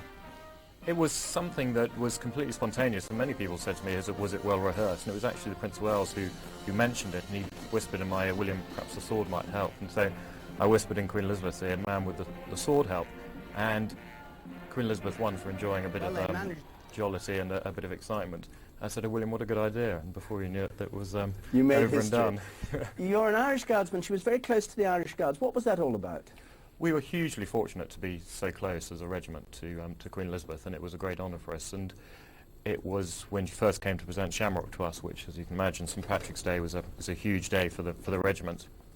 And Queen Elizabeth enjoyed it so much that asked if perhaps one of her next equerries could come from the Irish Guards. And as I say, we were very fortunate then for us to continue providing equerries to the Irish Guards. But I mean, it's not just that. The Irish Guards she asked to have as her bearer party for today for the funeral. I mean, what was it? Was it because they liked horse racing and a drink, or I think they were a bit different from the other Guards regiments? I'm bound to be slightly biased, but I think because surely not. Hopefully, we were slightly relaxed and informal and enjoyed a good laugh, and I think that's really what Queen Elizabeth could relate to and enjoyed so much. And just tell us what it was like, you as a young man. How old were you? 24, 25? 27. 27 when you became an equerry. Yeah. What was it like going into that world? It was hugely interesting and, as I say, a huge honour, but just fascinating to see behind the scenes of what makes the royal family tick. And actually, my lasting memory is, dare I say, how normal they are and how down-to-earth they were, and that certainly was reiterated from Queen Elizabeth in a lot of the things that she came out with. And what does make them tick, since you say it? I think, especially with Queen Elizabeth, it was just an enjoyment of life, an enjoyment of meeting people, and that's really what kept her in touch with what was going on in the real world. And I certainly found, she said to me one day, William, have you got a girlfriend, or these days do you have a bird? And I went, ma'am, quite frankly, I don't have either, but bird, that's very with it. And she said to me, William, well, I am with it. And I think for the ex-Queen of England, as it were, and somebody that was nearly 100 years old, that was about summed her up. And of course, you were with them often with quite pompous ceremonial. Does that not become a burden or a bore to them, or do they get through all that by having the same sort of sense of humour about it? I think they need to be, if you're going to be doing that all day, every day, and somebody's always asked me, how do you keep up with Queen Elizabeth? And I had a boss, as it were, who was 80 years older than me, and I constantly struggled to keep up with her energy and stamina, and I think that was tempered with enjoyment throughout the engagements that they had to do. This is really true. It's not just what everybody says I know. out of politeness about her. The art of small talk and the art of constantly meeting people and being on your feet all day is extremely hard work, and I certainly struggled to keep up with her. She had an amazing energy. Well, William, you're another of our guests who has to go into the Abbey to join the congregation. Thank you very much for coming in and talking to us. Well, now let's go over to Windsor again, and we join there Brian Hanrahan. And David, the final burial service here will really be in two parts. When the coffin first arrives, there'll be a short service to receive it, but the actual burial itself won't take place till much later, possibly this evening, when the royal family arrives here. And then the Queen Mother's coffin will be placed in a vault inside this great airy chapel, it's called, but really St. George's Chapel is a cathedral masquerading as a chapel.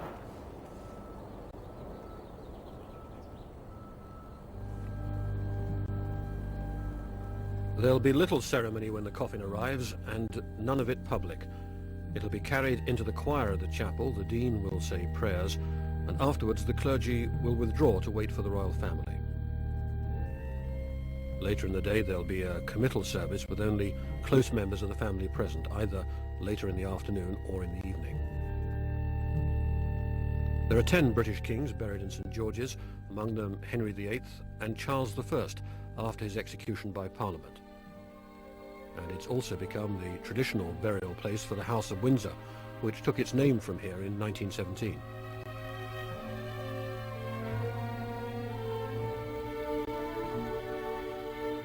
But because the royal vaults are almost full, a special chapel had to be built to the north of the main building for the remains of George VI. The black marble that seals his tomb will be lifted for the Queen Mother's coffin to lie beside him, and the ashes of Princess Margaret will also be interred alongside her parents at the same time. St. George's is the chapel of the Order of the Garter. The Queen Mother was a lady of the order, and she has her own stall here next to that of the Prince of Wales. Above it are her own banner and insignia. When a member of the Garter dies, any member, the banner is taken down, laid on the high altar, and then returned to the family. But her nameplate will stay on the stall forever. And her name will be inscribed, of course, on the tomb beneath that of her husband, King George VI. And the final act of the ceremony today will be when the Queen Mother's Lord Chamberlain breaks his staff of office after she's been placed in the grave. A symbolic end to his term of office, showing that with this last duty of burying his employer, he no longer has an office to hold.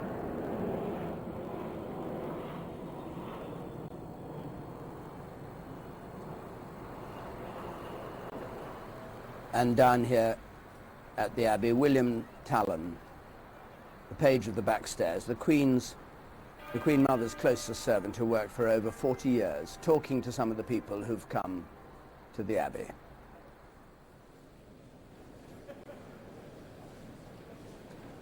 Inside the Abbey, we have seen various ex-Prime Ministers arriving. Mr. Heath at this moment, Sir Edward Heath, former Father of the House.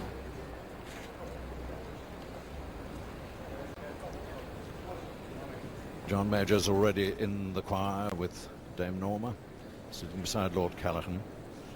And we've seen Baroness Thatcher arrive. She is on her way up to the choir.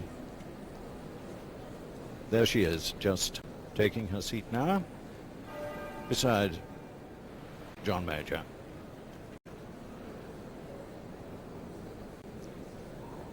Lord Jenkins.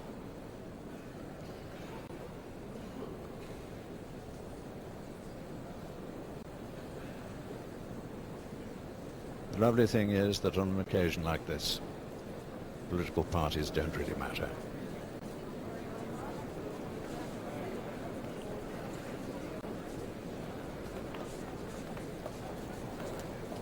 But the passing of the years becomes quite visible.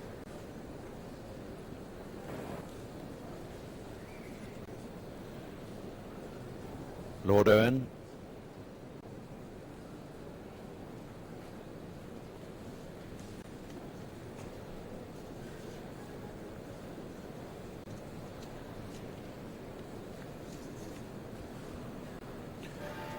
Ian Duncan Smith and his wife.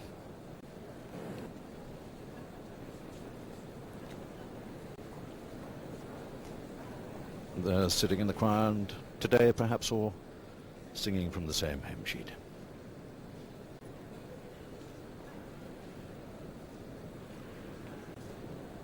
The precentor of the Abbey in red gown. There's the picture of the choir. It is like a different world from the nave outside. It's blue and gold.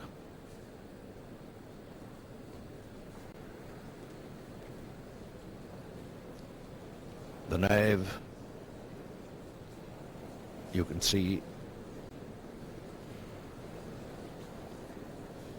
a wonderful view of the whole of the Abbey there.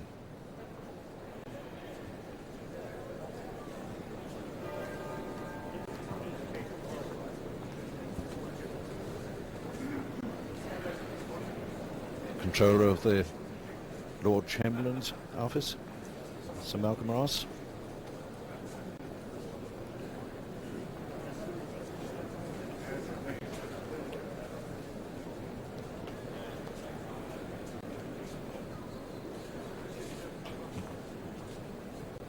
This was a place, of course, that the Queen Mother loved and was familiar with and took a great interest in its day-to-day running.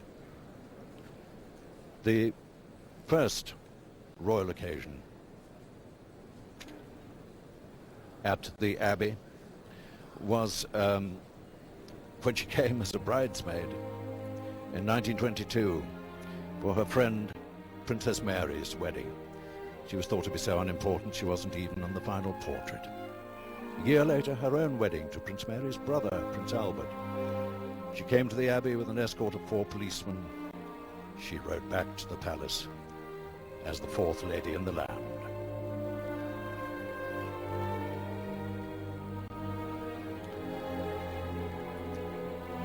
"14 years later, she became the 1st lady in the land, with her crowning as Queen Consort in May 1937, a defining moment in her life.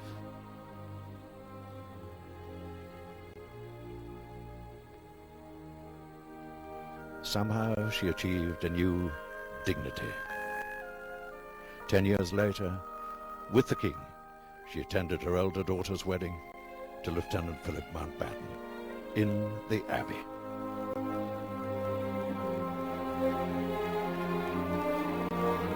And then, only 5.5 years later, her daughter's coronation. For Queen Elizabeth, a proud and sad day.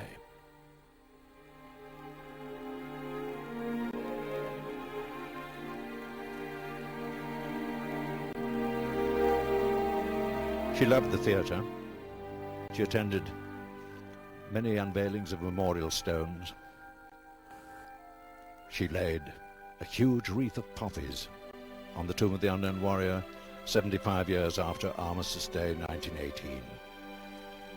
And each year, including the 8th of November last year, at the age of 101, she placed her cross at the Field of Remembrance at Westminster.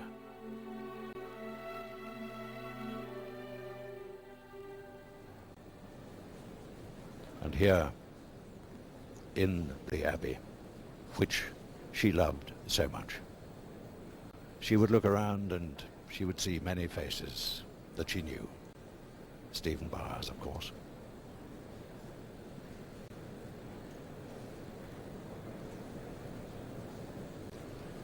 Edward Heath and she shared a love of classical music. John Prescott and his wife. Deputy Prime Minister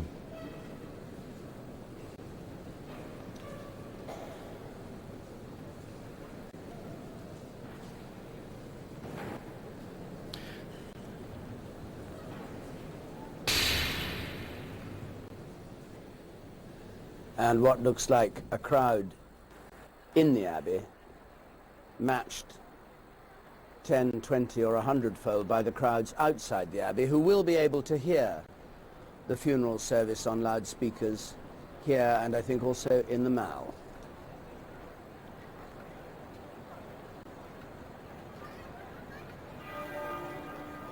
The route liners have already taken their position.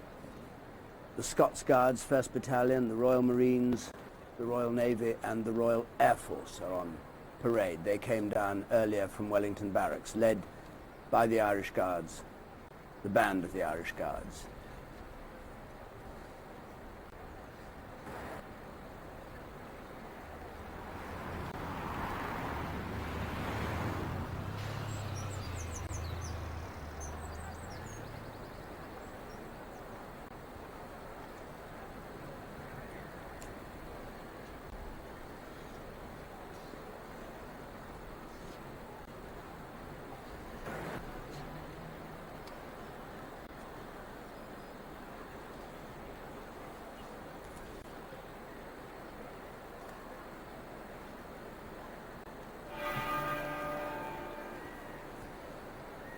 Her Majesty the Queen, arriving in London from Windsor, coming down Constitution Hill on her way to Buckingham Palace,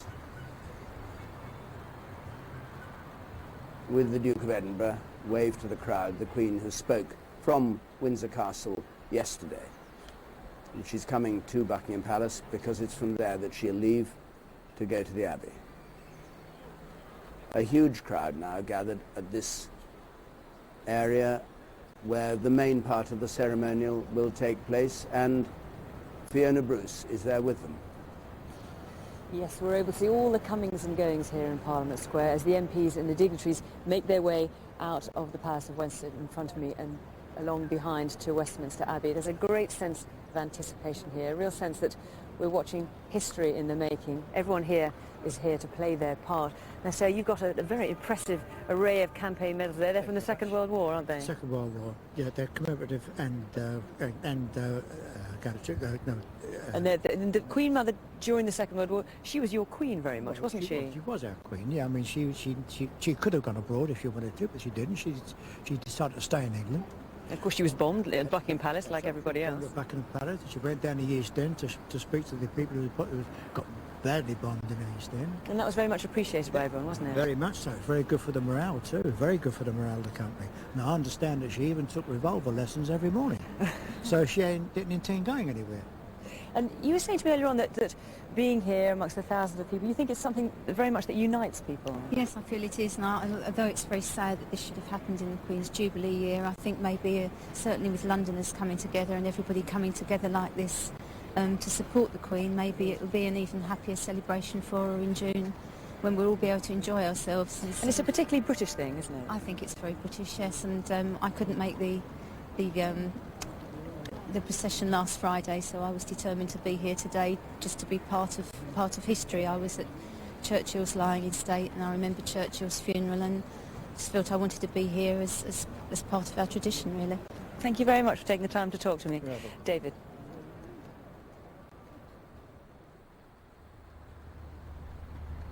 And a moment ago, the Queen's car arrived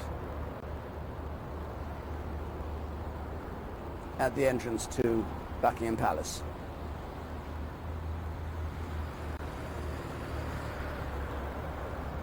She'll go privately to Windsor from Buckingham Palace for the funeral. Prince Charles, the Prince of Wales, will accompany his grandmother's coffin to Windsor.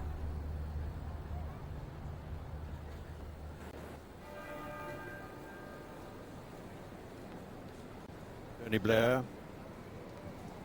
and Sherry arriving in the Abbey. One's never quite sure which continent he's on any one day, but he's home for this occasion.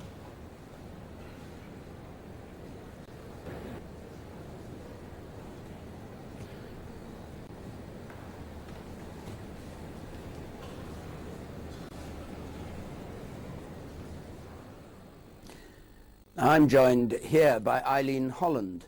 Eileen Holland has lived all her life in Stepney, correct? How old were you during the Blitz and the war? 15, so till the time it ended, which when it would have been ended. 45, I was 21. What do you remember of the Queen Mother? Well, I remember her coming to, basically, my remembrance is that when she came to Valence Road after the last rocket dropped on Hughes's mansions, where families got wiped out, absolutely. And she came down there after, not at a particular time, but afterwards, and she brought much happiness to people. I mean, everyone was racing to see her. It was absolutely crowded. And when she spoke to you, she made you feel like you were the only person in the world. And what she was saying and how she felt, she expressed, and it showed. It was really wonderful. It was an uplifting experience, not only to me, but to whoever was there. What did she sort of stand for you? I mean, when you saw her or knew she was coming, what did you feel about it?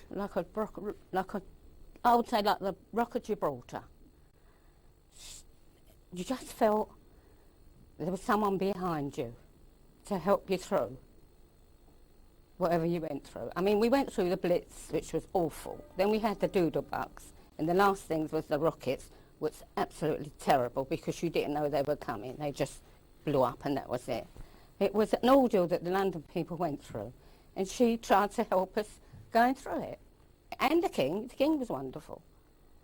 And this was, of course, day and night, so that she was at risk when she was down in the East End, yes, like everybody else, really. Yeah, the Doodlebugs or the buzz bombs or whatever they were called, the rockets, they come over any time. What do you think it was about her? Was it that made her so special? You say about her sort of when she talked to you. She's a very strong lady, yeah. Very strong, determined, and I don't know, it was just, you just felt wonderful in her presence. She just made you feel wonderful.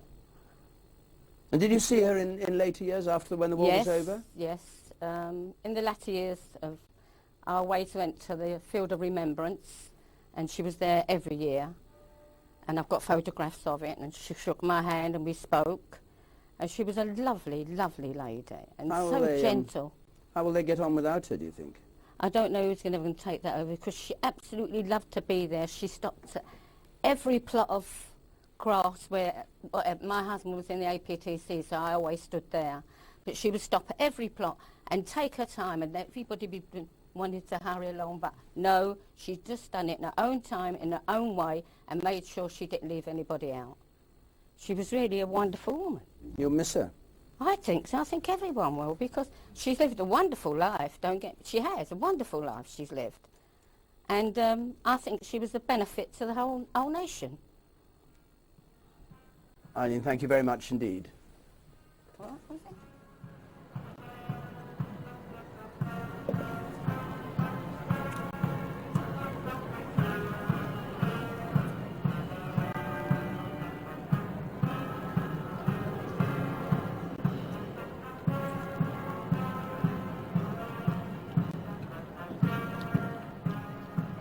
Down Whitehall, the band leading the streetliners who will be on parade around Parliament Square. The Royal Navy in the lead, the Scots Guards behind them, the Royal Air Force.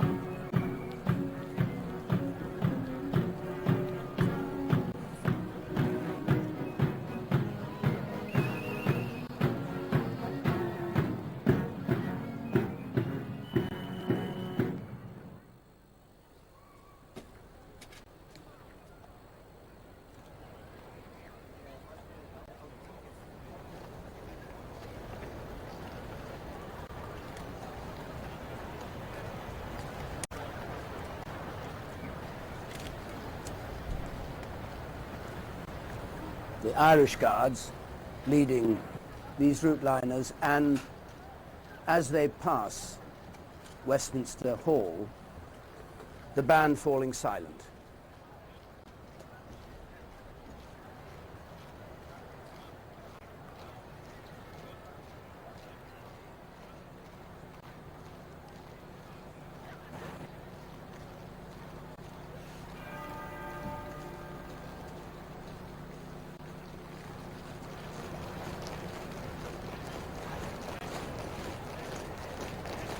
Marching just to the sound of the single bell tolling the years of the Queen Mother's life.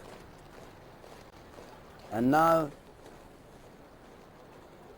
the soldiers who are going to line, or the members of the armed forces who are going to line the pathway between the gate to the Abbey and the Great West Door.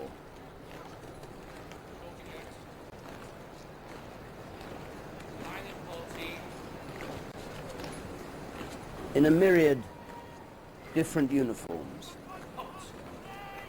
The Royal Navy, the Ark Royal, the Royal Hussars are there, the Queen's Dragoon Guards, the Lancers, the Black Watch, the Royal Anglian Regiment, the King's Regiment, the Light Infantry, the RAMC, Royal Air Force, the Witwatersrand Rifles, who were there on Friday, the Transvaal Scottish, the Cape Town Highlanders, Royal New Zealand Army Medical Corps, the Royal Australian Medical Corps, the Canadian Forces Medical Service, the Toronto Scottish Regiment, and of course, the Black Watch.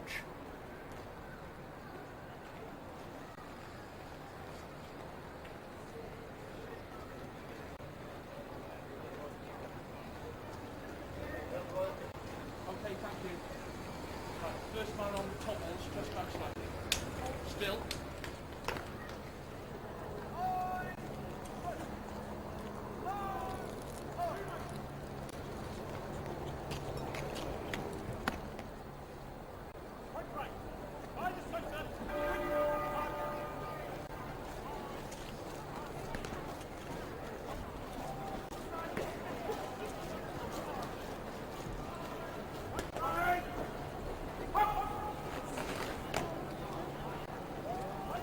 And the Irish Guards marching on. They go back now to their barracks, having led the route liners into position.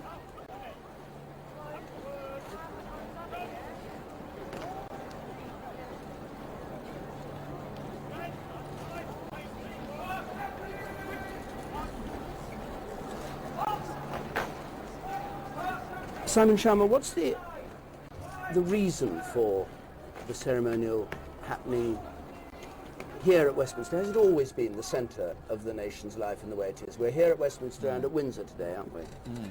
No, it hasn't actually, David. It goes back a long way. It was created as a mausoleum by Henry III, King John's, naughty King John's son. And it's very important that he thought of it as a place where kings could be buried, as a theatre of the idea of the virtuous king. Henry III was obsessed with Edward the Confessor, who had the idea of building Westminster Abbey in the first place. It was the Benedictine Abbey of St. Peter's. Here was the Westminster. St. Paul's was thought as the Eastminster. St. Paul's, the church of the city.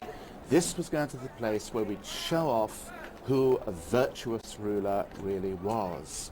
And Henry III, as I said, did that after kings had been brought to book by Magna Carta. So it always had the sense that a good king was a king who took care of the grievances of the people. And that tradition of enshrining our kings, taking our leave of them, continues to this day. And in the person of the Queen Mother, we certainly have the paragon of what the virtuous ruler could be.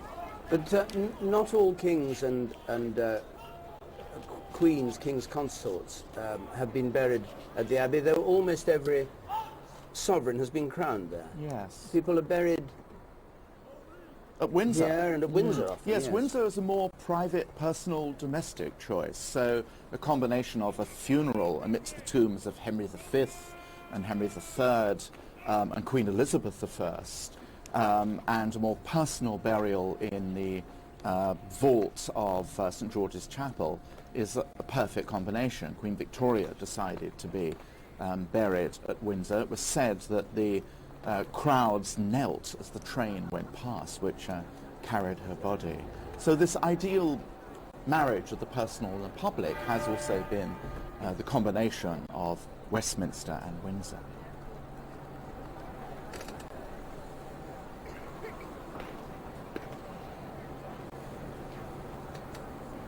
The Royal Marines forming this part of the route lining just outside Westminster Abbey. Final adjustment to the dress. Get your hat straight.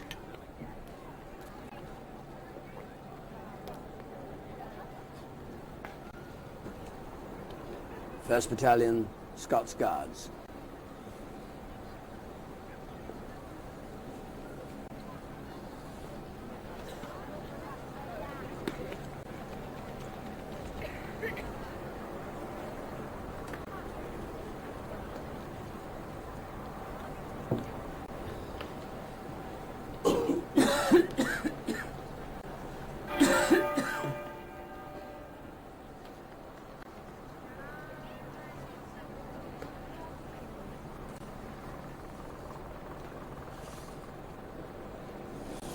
Nice close-up.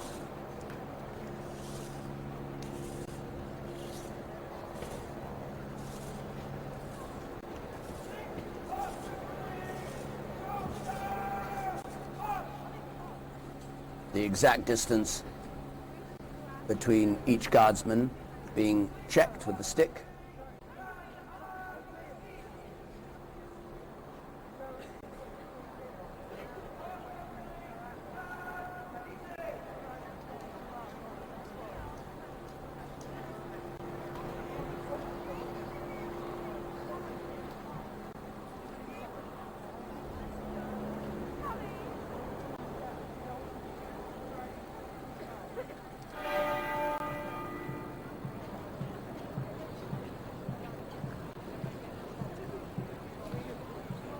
So as the crowds build up here outside the Abbey, inside the Abbey, the congregation is filling all the time.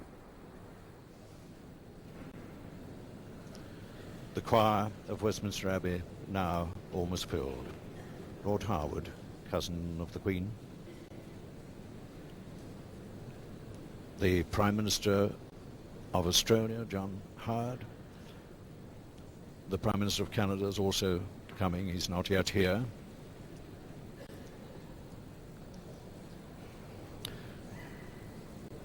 The Abbey is filled with the most wonderful perfume of these spring flowers, all pastel shades to reflect the Queen Mother's favourite colours. Delphiniums, stocks, lilies, and of course roses. Freesias, hyacinths, tulips, all the flowers that she so loved. When she arrived at any of her homes, the first thing she did was go to the garden and see how things were growing.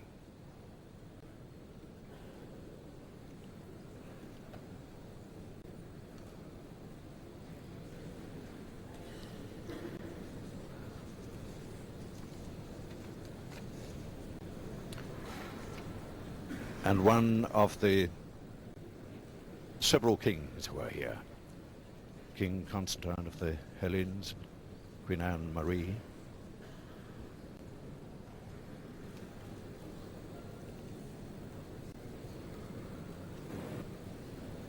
the King and Queen of Norway will be here, the King and Queen of Spain, and the King and Queen of Sweden, Queen of Denmark, Sultan of Brunei, the King of Belgium, the Queen of the Netherlands, a huge turnout of the crowned heads of Europe and the former crowned heads of Europe.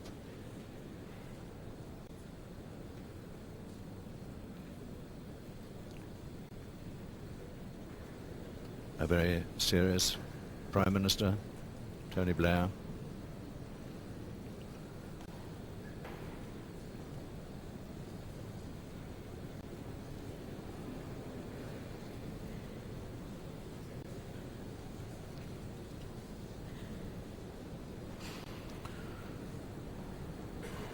The German ambassador arriving at the great west door of the Abbey.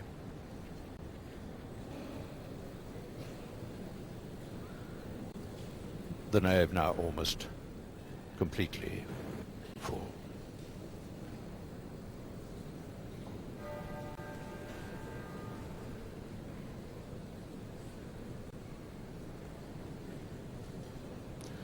The north transept, and in front of those who are already here will be the Queen Mother's household and the Queen Mother's family. I asked someone how many of her personal staff. There's the Prince Hans Adam of Liechtenstein arriving at the Great West Door. The eldest son of Prince Franz Josef, who died in 1989. So he's been the reigning prince for 13 years of that small nation. I asked someone how many of her personal staff would be attending this service. The answer was all.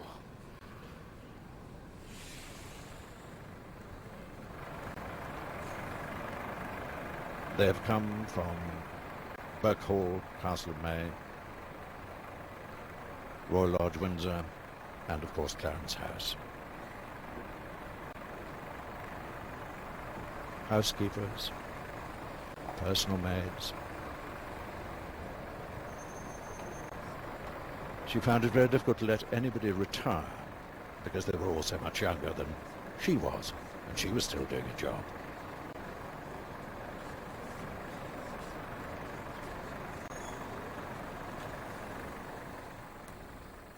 At Wellington Barracks, the pipes and drums moving off. The gun carriage you can just see at the far end of the parade ground on its way down to Westminster Hall.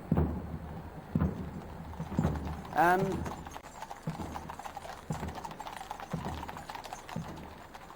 the band of the Grenadier Guards is leading the Nijmegen Company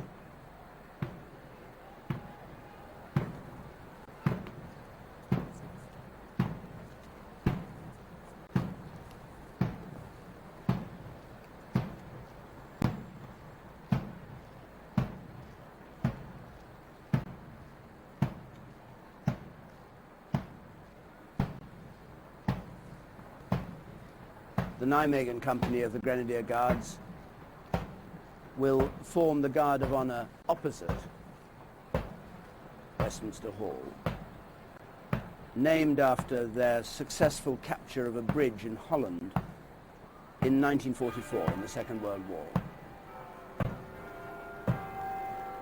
Just the drums playing.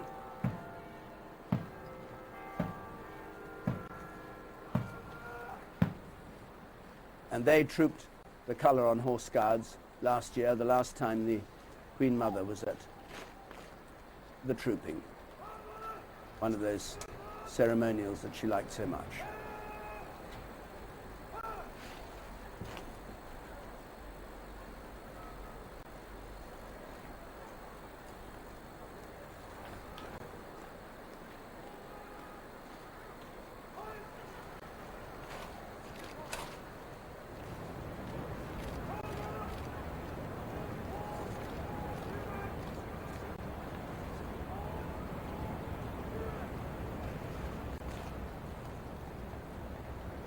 And so at 11:15, Parliament Square now has assembled in it all the troops who will be standing as Guard of Honour or streetliners for the procession from Westminster Hall, and we await the arrival of the gun carriage drawn by the King's Troop, Royal Horse Artillery, led by the massed pipes and drums.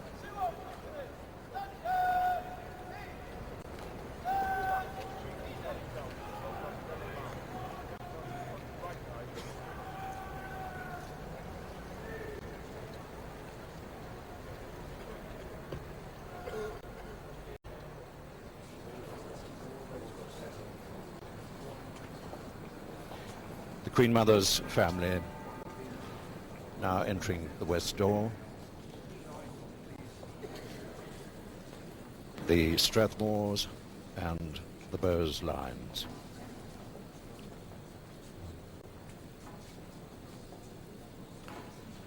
They are now gathering at the west end of the Abbey to form the processions, which will move up through the Abbey.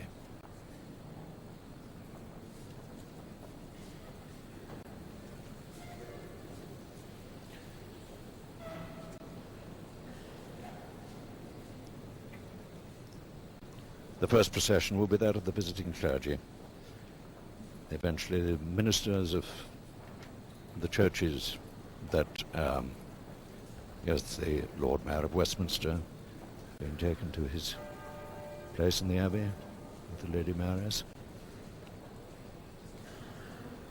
There will be the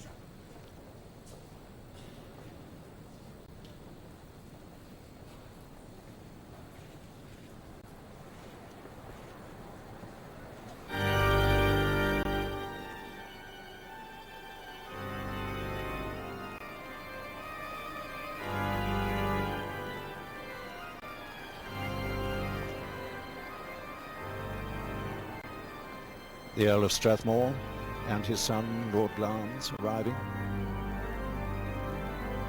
and the Duchess of York. How nice that she is included here in this Abbey occasion.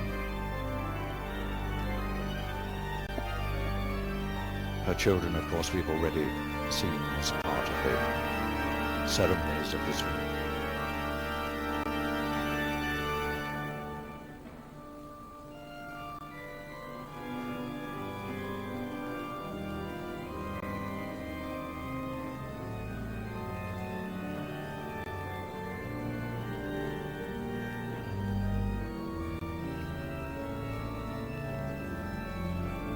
King Harold and Queen Sonja of Norway. Harold looking more and more like his father, King Olaf, who was, of course, one of the Queen Mother's closest friends.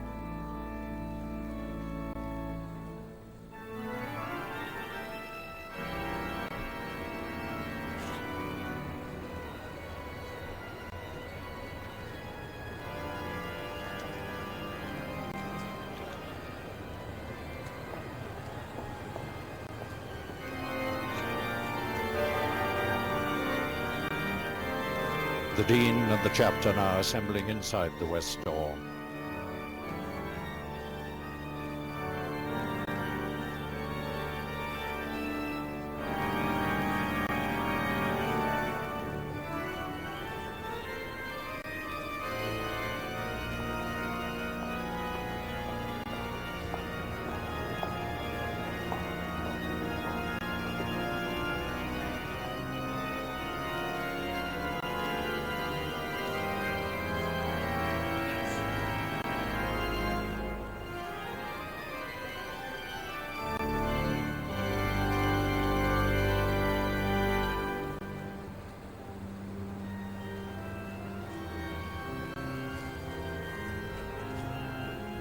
The organ is being played by Andrew Reed, the sub-organist of the Abbey.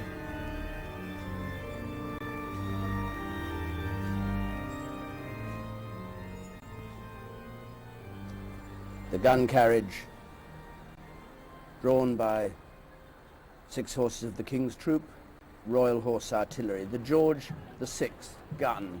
It has on it a plaque that reads, "This gun carriage was used to carry His late Majesty King George VI from Sandringham Church to Wolferton Station on the 11th of February 1952. It was drawn by 6 horses of the King's Troop, Royal Horse Artillery." 50 years later, the same gun carriage will be used to carry his wife, Queen Elizabeth, the Queen Mother, on the short journey from Westminster Hall to Westminster Abbey.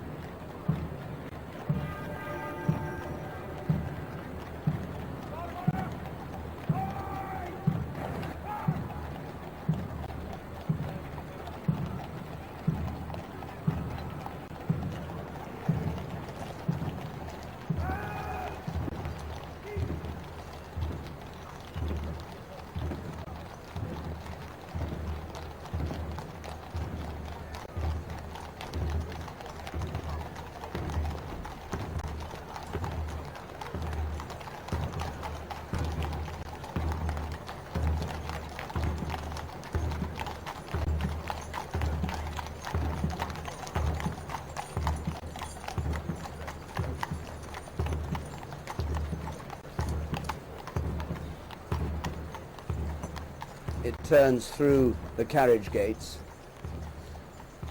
and into New Palace Yard, the entrance to the House of Commons, and goes round the little garden there to stand in front of the north door.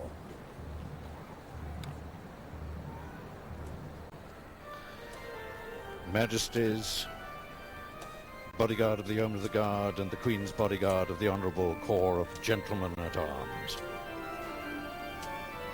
move by the south nave aisle to the west end of the nave and the centre aisle, to their positions in the nave, the choir and the lanterns.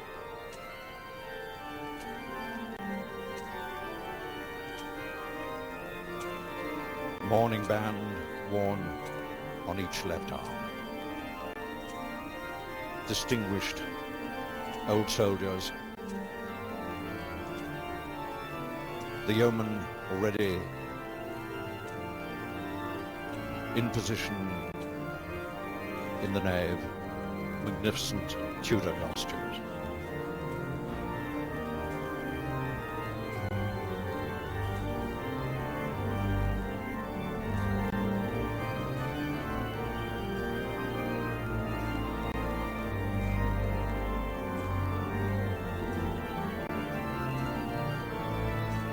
The gentlemen at arms move into the choir.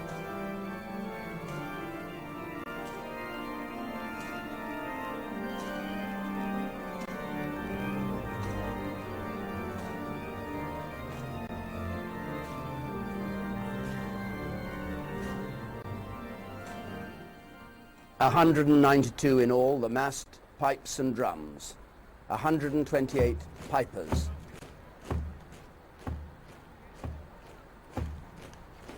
And they will be leading the procession round to the Abbey.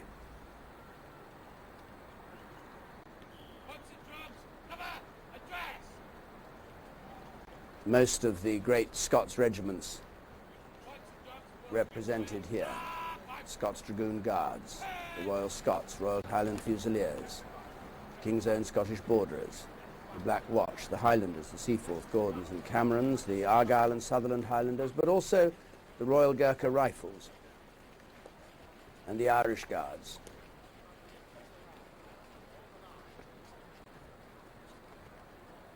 And they'll be led by 4 drum majors, the senior drum major of the Foot Guard from the Coldstream, the drum major of the Royal Scots Dragoon Guards, the drum major of the Black Watch, and the drum major of the Royal Irish Regiment.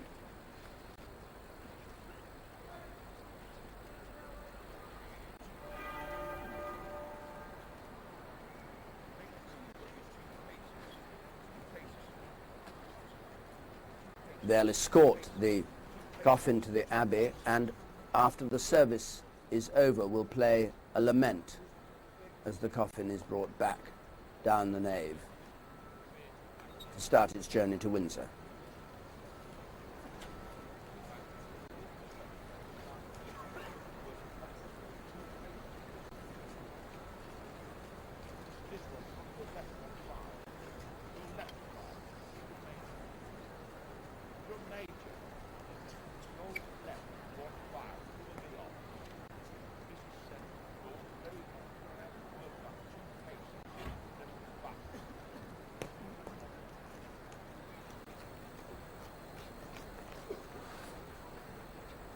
Well, they don't have long to wait now. It's just coming up to 11 o'clock.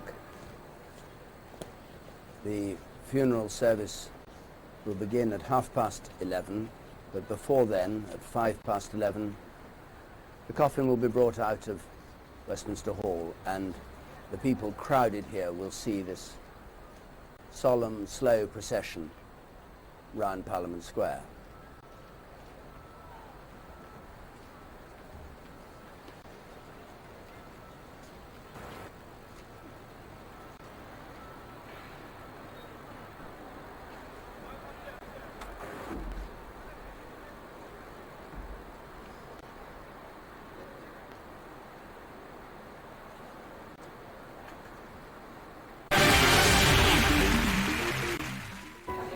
From the jungle to the full moon parties on the beach. Join the trail of the crazy drug. This was, of course, my key. I'm slightly out of my age bracket here. Your man on the inside. Get me out of here. Only on BBC One, McIntyre investigates drugs. Tomorrow at 9 on BBC One. Marking the Golden Jubilee now on BBC One with the first in a 4-part series. William Shawcross charts the personal relationship between Queen and country during half a century of change.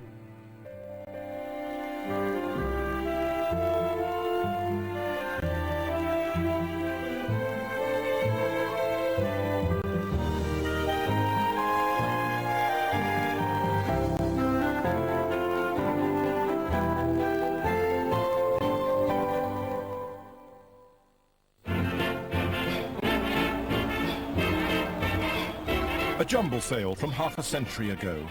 What makes it unusual is the woman serving behind the counter.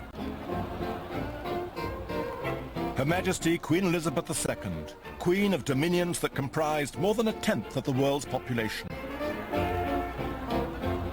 At one level, it's just rare footage of a light-hearted day, but it's also a touching reminder of a solemn promise the Queen made as a young woman of 21. I declare before you all that my whole life, whether it be long or short, shall be devoted to your service and the service of our great imperial family, to which we all belong. But I shall not have the strength to carry out this resolution alone, unless you join in it with me, as I now invite you to do.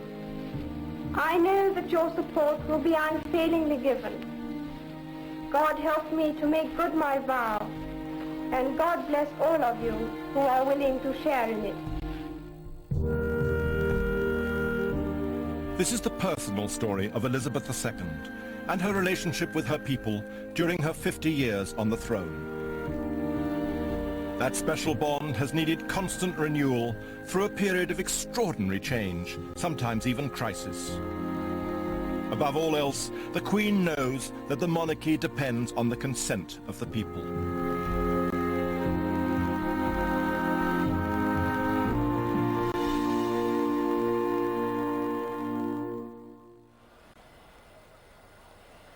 Elizabeth was still a princess when in January 1952 she set off with her husband for a long tour of the Commonwealth.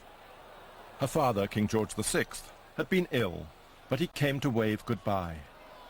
He stood at the end of the runway. His face is etched on my mind. It was the face of an ill man, determined to do his duty.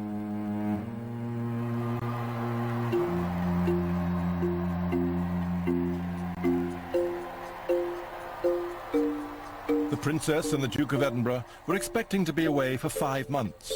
First stop was Kenya, then still a British colony.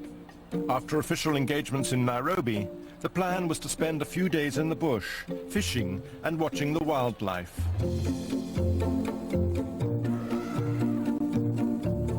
The highlight was a night at Treetops, a house built in a large fig tree, a perfect vantage point at dusk. Just what the princess loved, because she had her big cine camera and she was able to film all these elephants, and it was the most perfect night you could imagine. But it was also the night that would change her life forever. At 9 in the morning, a Buckingham Palace official drove to 10 Downing Street with an urgent message for the Prime Minister. He was shown into Winston Churchill's bedroom. I walked in and I said to him, "Prime Minister, I have bad news for you. The King has died. I know no details." And Churchill just sort of flopped on the bed. It was strewn with papers, and he just said, "Bad news, the worst." And he threw the papers aside and said how unimportant these matters seem now. The royal couple had now moved on to a lodge the colonial government had given them as a wedding present. London tried to get through to the princess to tell her she was now queen. But international communications were difficult, and so everyone else heard first. This is London. It was announced from Sandringham at 10:45 today that the King passed peacefully away in his sleep earlier this morning.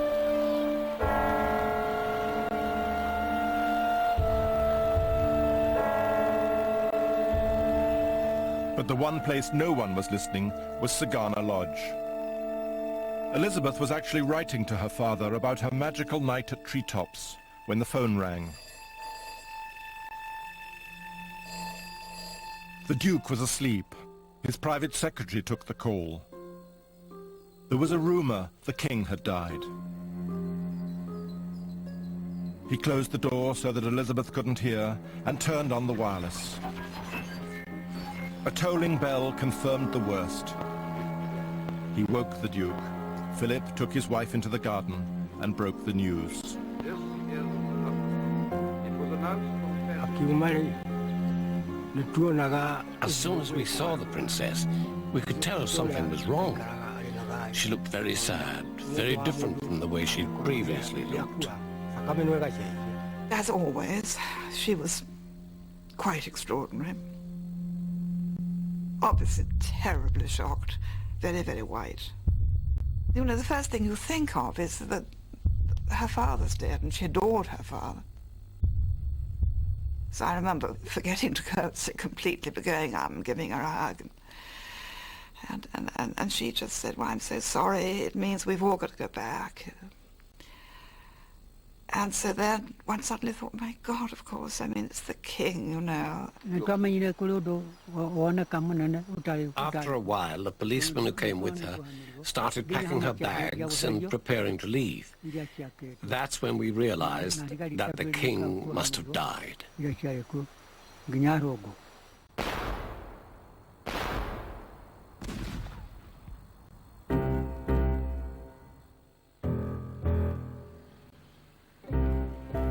The new queen headed for the nearest airfield. From there, she would have to fly to Entebbe in Uganda to pick up a larger aircraft for the long flight home.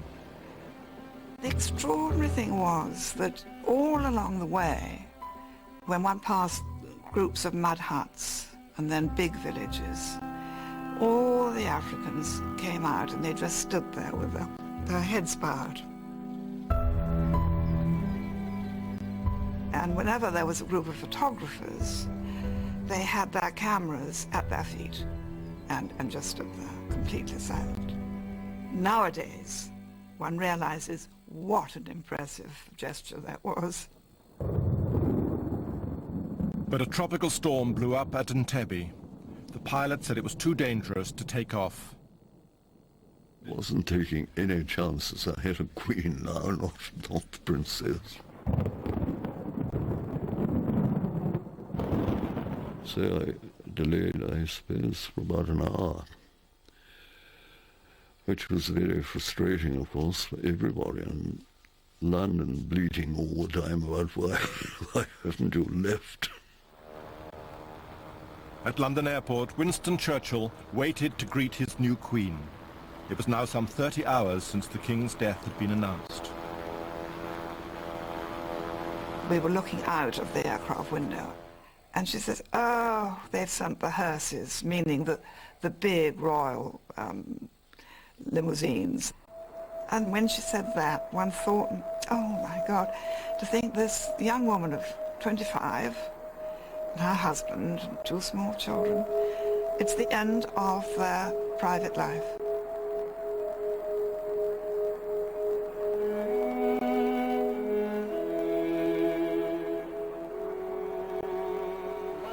And consent of tongue and heart, publish and proclaim that the high and mighty Princess Elizabeth Alexandra Mary is now, by the death of our late sovereign of happy memory, become Queen Elizabeth II.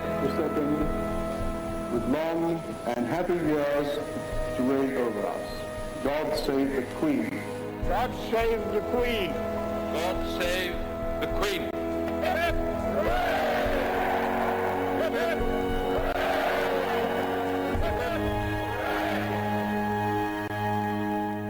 The Queen's first task was to lead the country in mourning for her father. Just as they were to do 50 years later for the Queen Mother, hundreds of thousands queued to pay tribute to him. It so happened that on the day of the King's funeral, we had arranged to move house, and of course that couldn't be put off. The removal men had their radio switched on, as we did ours, and we were all listening rather solemnly. The late, most high, most mighty, and most excellent monarch. And I remember at one point in the service, and I've never forgotten it, the two removal men who were dressed in their overalls stood on the doorstep, listening to the radio, and they quietly took their caps off. They both wearing cloth caps, doffed their caps, and stood and listened silently and motionlessly for a minute before they resumed moving the furniture again.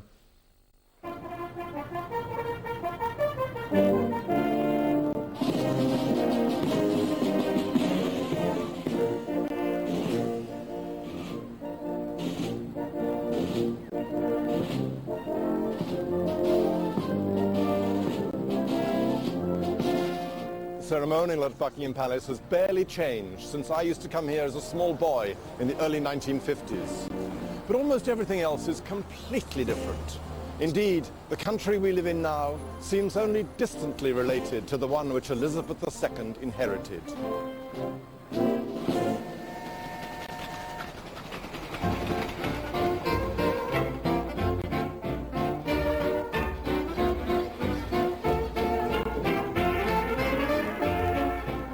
It was a time of hardiness and hope.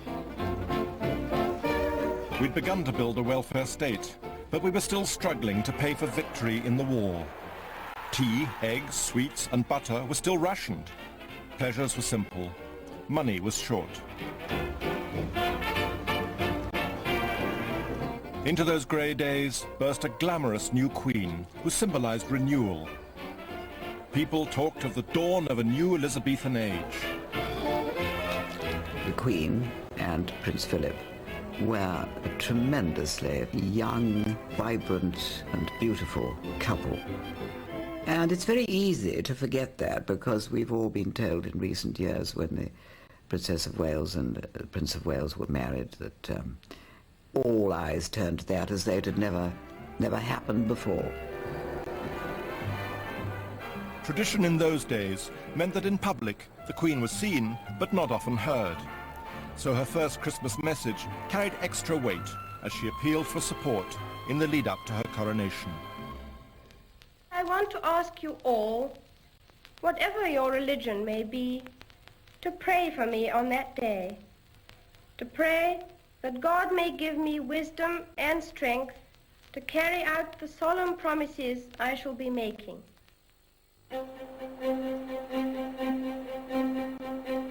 Coronation Day turned out to be cold and wet, but the country responded with the biggest street party since the end of the war. 2 million people lined the streets of London that June day. What made this coronation a national event was a new device called television. People crowded round every available set to share the Queen's big day in flickering black and white. And here comes Her Majesty, Queen Elizabeth II, by the grace of God, Queen of this realm and her other realms and territories, head of the Commonwealth, defender of the faith.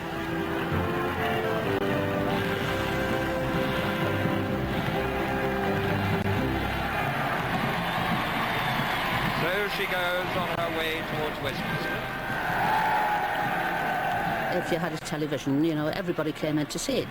But my mum made a buffet and there was the roast ham and the peas pudding and the beef and the cakes and the custard pies. And you watched the ceremony enthralled. And at last the coach for which all eyes have been waiting. My family bought a television, the first we had ever had. The neighbours poured in. The room was absolutely packed. And my main responsibility as a 10-year-old was to make the tea and keep bringing it in. They've seen the Queen on her coronation day. Nobody said anything. Only, oh, look at this, and isn't she beautiful? Look at it. We all got stiff necks and things because we were all sitting, children and grown-ups. Nobody could move. And such a burst of loving cheering from these children as... My grandfather, he produced this big bottle of whiskey that he bought special for the occasion. And all the adults got a wee drop of the hard stuff to toast the new Queen. And now, here comes Her Majesty. When the Queen arrived at Westminster Abbey, her 6 maids of honour helped her out of the coach, ready to carry her 20-foot-long train. Once we'd got the train and everything's arranged, she just looked behind her and said, "All right, girls," and off we went.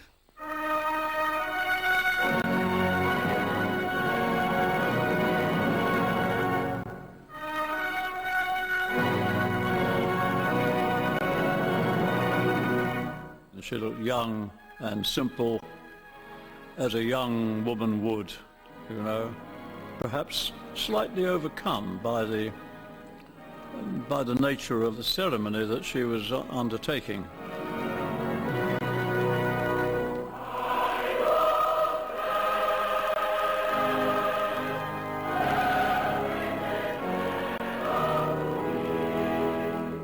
It was out of this world. The Queen was so beautiful. We all wanted to be like her.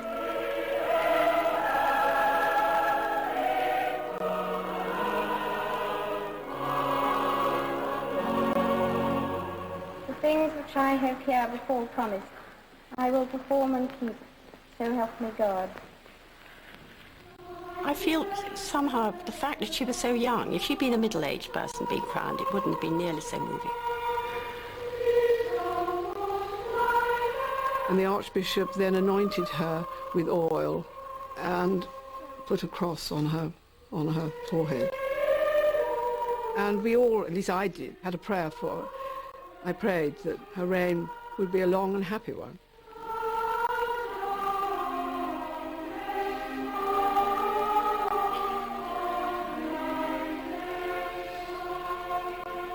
When the Queen was crowned, everybody in the room stood up to attention. When the crown was actually put on her head, everybody cheered and said, "We've got a new Queen, we've got a new Queen." My granny burst into tears.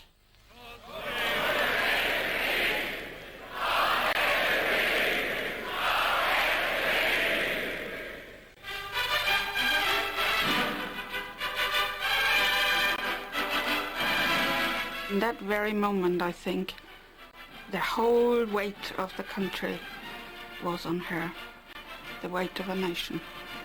She realized maybe it will be a difficult life for her, but she did it. It was very moving.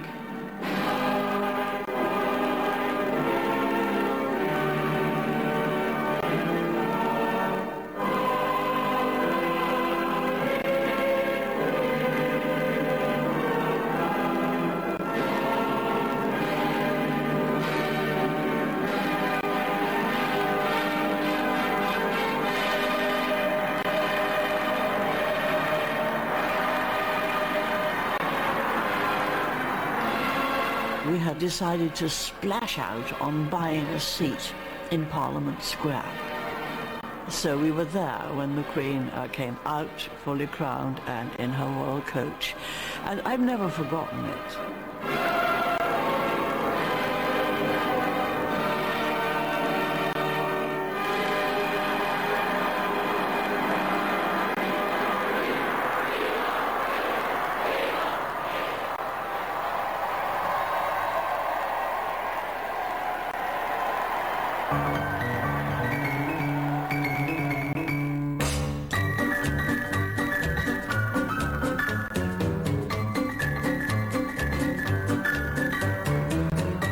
The excitement spilled over into streets and town squares across Britain.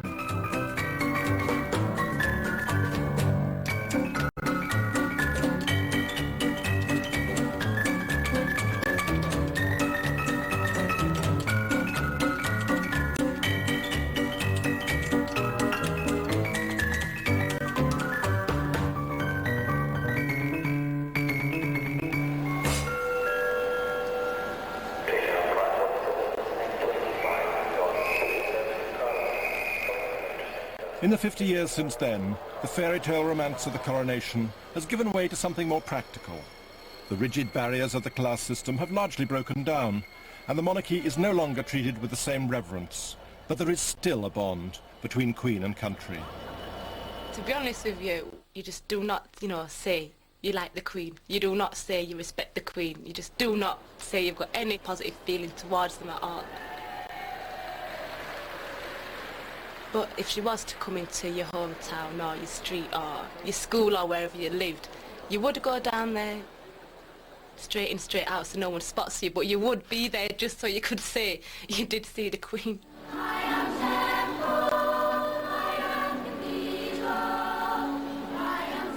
I've just seen her mature the way we all have, but with such dignity and such dedication. I just want to be part of the crowd and show us some sort of loyalty, because I think she needs an awful lot of reassuring. There was a time when the Queen could have taken such reassurance for granted.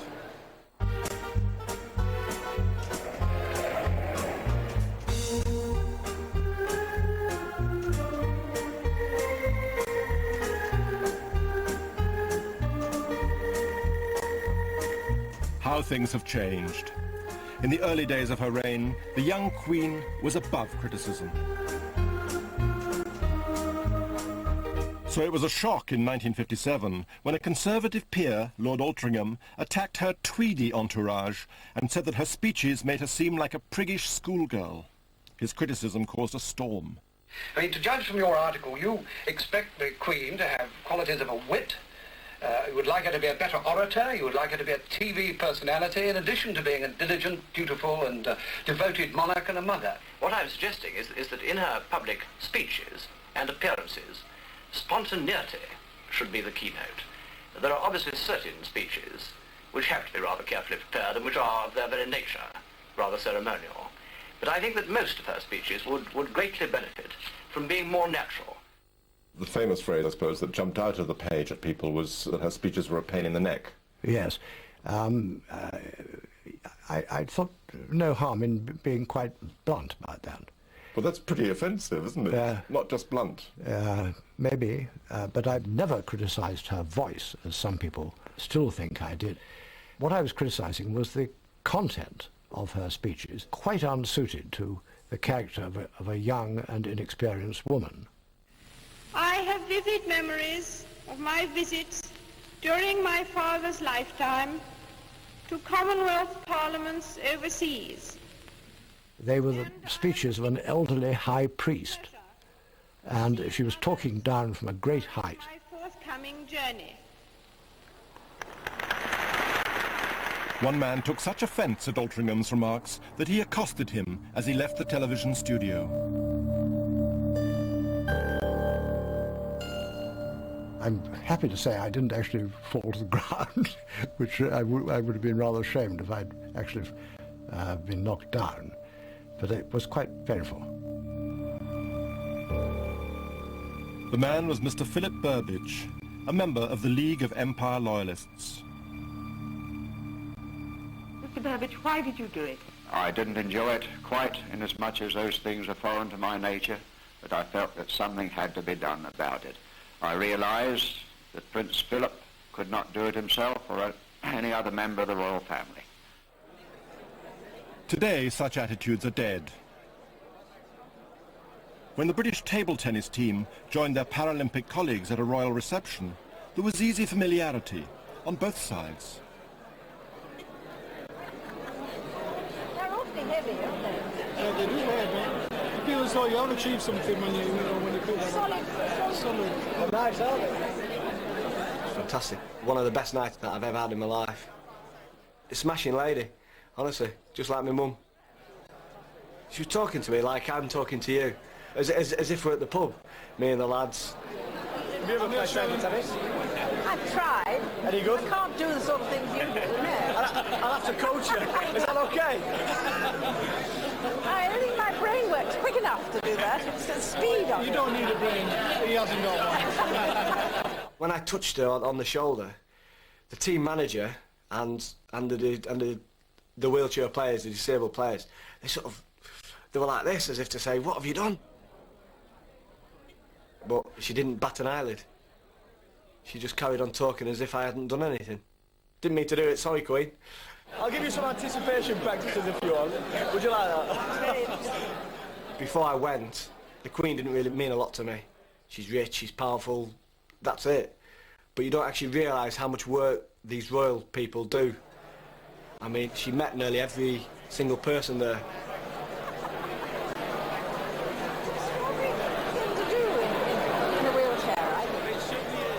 She loved it. You could tell she was big time into it.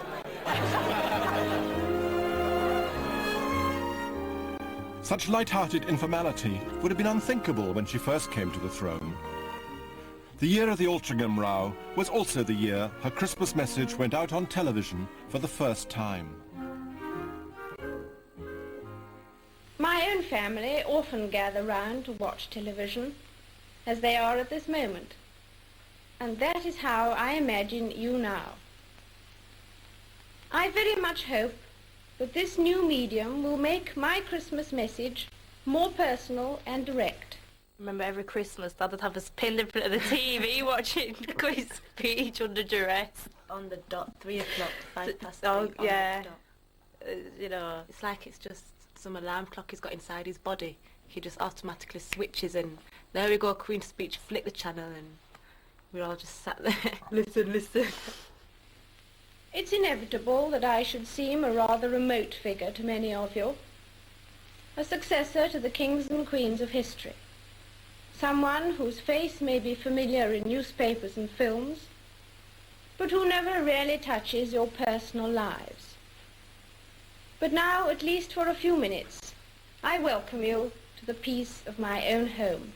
Well, when we was at the Christmas eating our Christmas pudding and Christmas dinner and all that, when the national anthem came on, my dad always used to say, stand up, everybody stand up. And we all used to stand up until the age of about 12 or 13. And then obviously I've never done it since. An irreverent television show in the 60s showed how attitudes to the monarchy were changing. Oh, God, love, sit down. It's a mark of respect, isn't it? Oh, don't be daft, Dad. It's a mark of respect to her, isn't it? And him. Not in front of the television set in your own home, though. Listen, you traitorous scarce git. I got a bit of respect for Her Majesty, I have. She has to have her Christmas dinner late because of doing that speech.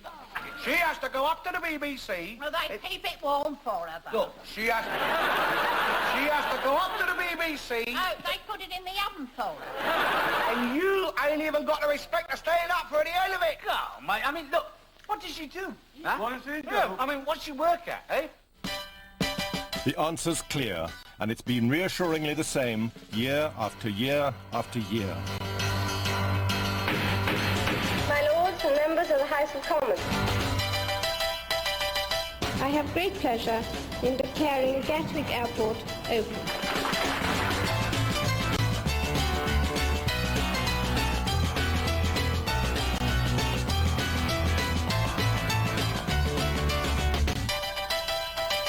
My lords and members of the House of Commons.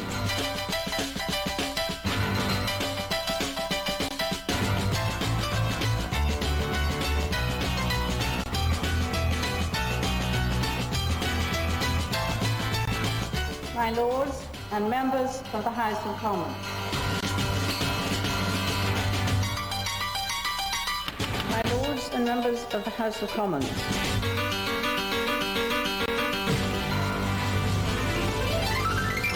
My goodness, I've been busy.